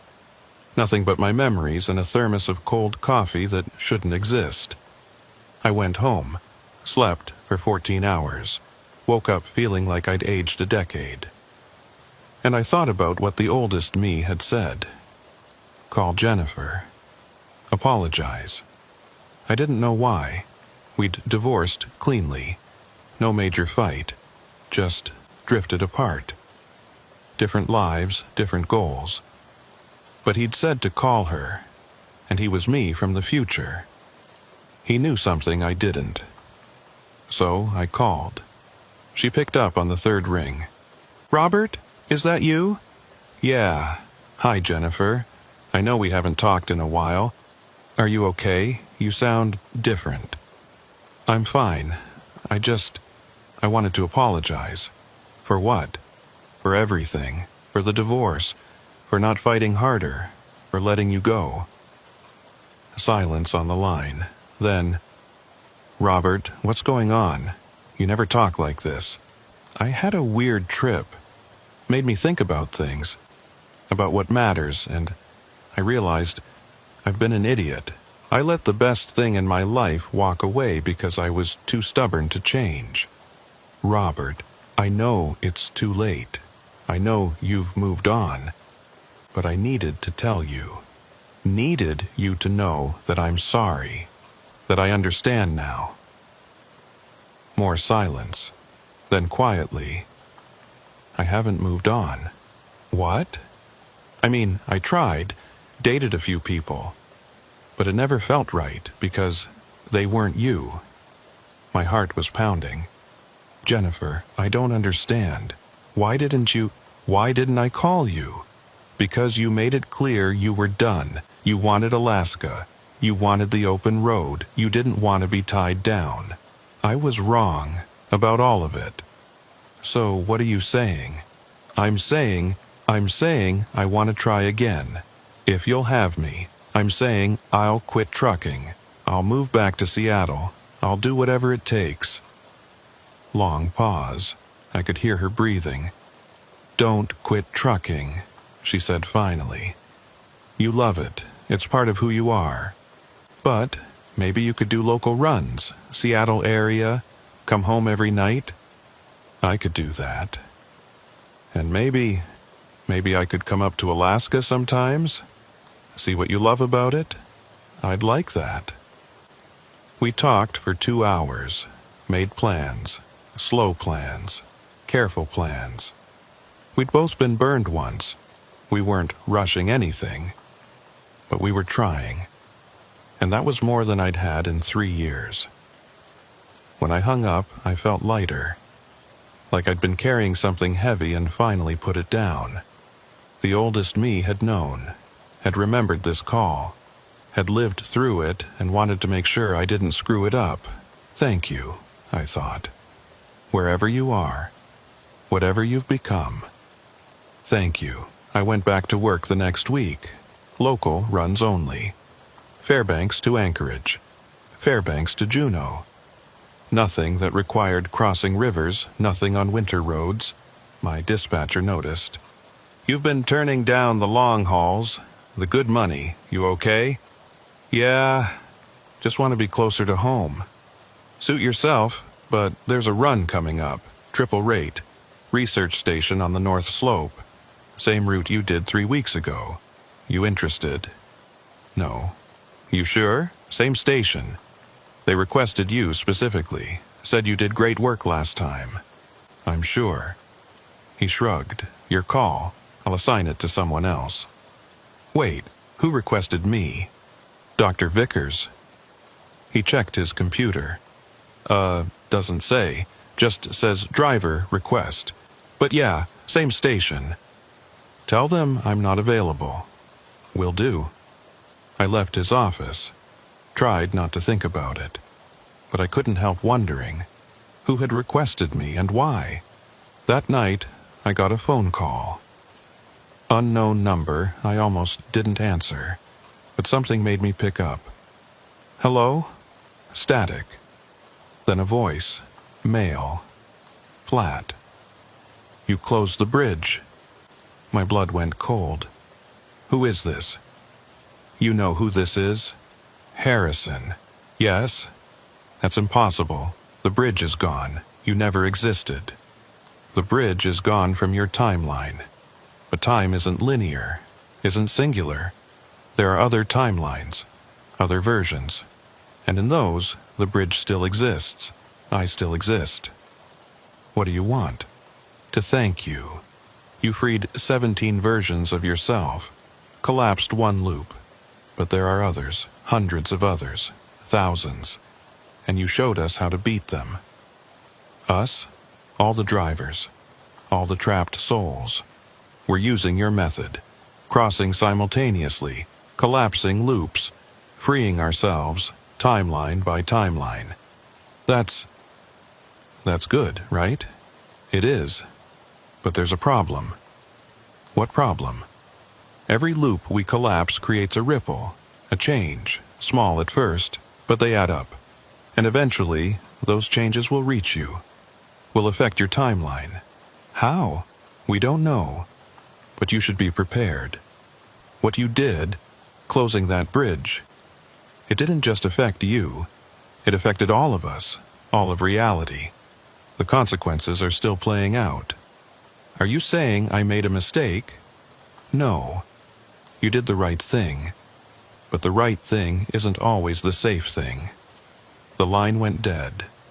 I stood there holding the phone, trying to process.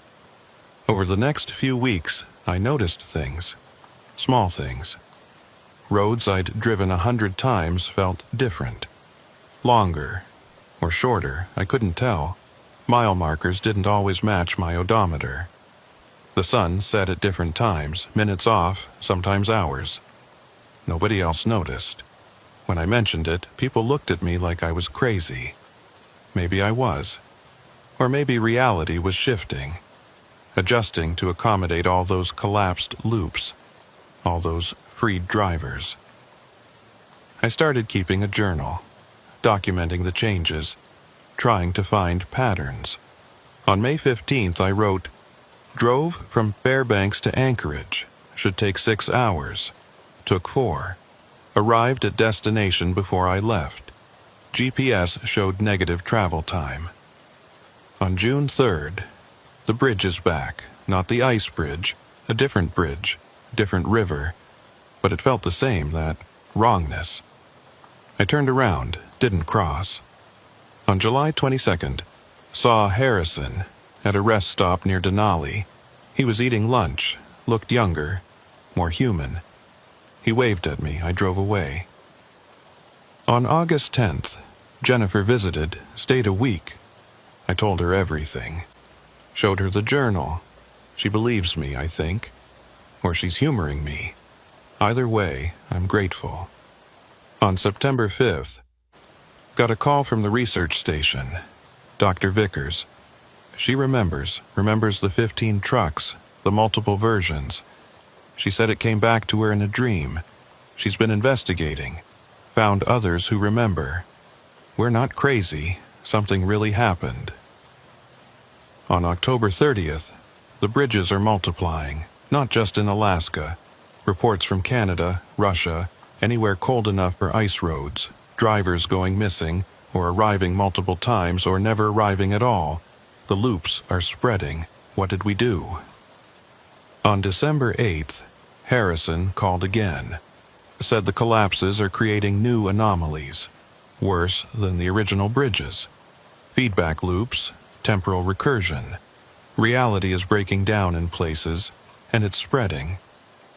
He said there's only one way to stop it. Someone has to go back to the original bridge, the first one, the one that started all of this. And they have to stay there, permanently, become an anchor point, hold the timelines together. He asked if I'd do it. I said I'd think about it. That was yesterday. Today I'm driving north, back to the Koyukuk River, back to where the ice bridge used to be. Jennifer knows. I told her. She cried, asked me not to go. But we both knew I had to. I caused this, me and my 15 versions. We broke the bridge, but we didn't understand what we were breaking. Didn't understand that some cages exist for a reason, to contain things, to keep worse things from getting out. The bridge wasn't just trapping drivers, it was holding something back, keeping timelines separate, maintaining order, and we destroyed it. Now I have to fix it. I'm at mile 40 of the winter road now, almost to where the bridge was, where it will be, where it always has been. In the distance I can see it. Not ice anymore. Something else. Harder to describe, like looking at something that exists in multiple states simultaneously. Solid and liquid, frozen and flowing, present and absent, the bridge between bridges, the bridge, the first anomaly. Harrison is waiting there, standing at the entrance. He looks different, more real, more human. "You came," he says. "I came. You understand what this means?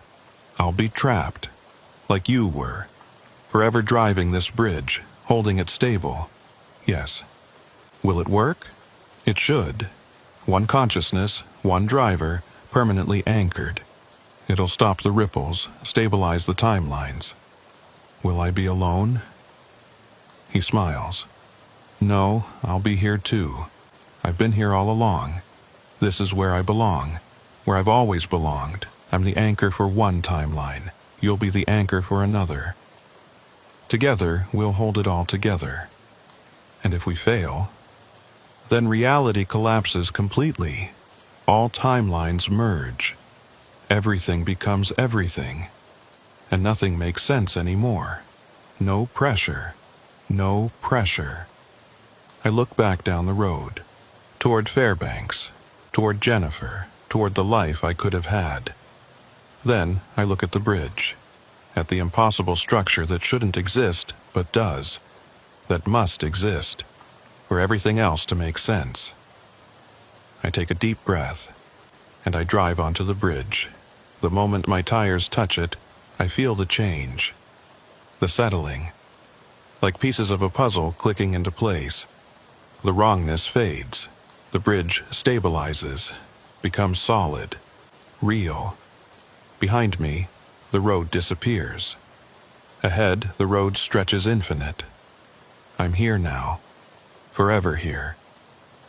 I pick up the CB radio, one last transmission. "Jennifer, if you can hear this, I'm sorry, I love you. I'll always love you." Static, then her voice, faint but clear. "I hear you, Robert. I love you too. Tell my story. Tell people what happened, so they understand. I will. And Jennifer, don't cross any bridges. Not ice bridges, not any bridges. Just stay on solid ground, promise me." I promise. The radio goes silent. I hang up the handset, look ahead at the endless bridge. Harrison pulls up beside me in his truck, gives me a thumbs up. We start driving, side by side, holding the bridge stable, keeping the timelines separate. How long will we drive? Forever, probably. Or until someone finds another way. Until reality heals itself. Until the bridges aren't needed anymore. Could be days. Could be centuries. Time doesn't work right here. Might be both. But I'm not alone. Harrison is here. And sometimes, late at night, or early morning or midday, time is weird, I can hear other drivers, other voices on the radio, other people who took the same choice, who became anchors for other bridges, other timelines. We talk sometimes, share stories, keep each other company. It's not so bad, being here, being the thing that holds reality together. Someone has to do it. Might as well be me. I check my fuel gauge, still empty, still running on something other than diesel, running on purpose now, on necessity, on the understanding that some sacrifices have to be made. I look in my rearview mirror. The bridge stretches behind me. Infinite, impossible, beautiful in its way. I look ahead. The bridge stretches forward. Same view. I'll drive this bridge forever, and every mile I drive keeps someone else safe, keeps us reality stable, keeps the timelines from bleeding together. It's enough. It has to be enough. The radio crackles. Harrison's voice. "You doing okay?" "Yeah, I'm okay." "Good. Welcome to the bridge, partner. Hope you like driving." "I do. Always have." "Then you're in the right place." We drive on, side by side, mile after mile, marker after marker, forever. And somewhere, in another timeline, another version of me is living my life. Married to Jennifer, working local routes, growing old, being happy. I hope he appreciates it. I hope he knows what it cost. But probably he doesn't. Probably he wakes up every day thinking he made all his own choices. That life just worked out. And that's okay. That's the point. He gets to live, and I get to drive. Fair trade. The aurora appears overhead, green and red and purple, swirling in patterns that almost look like words, almost look like thank you. I wave at it, and I keep driving. Always driving, forever driving. On the bridge that never ends, holding everything together, 1 mile at a time.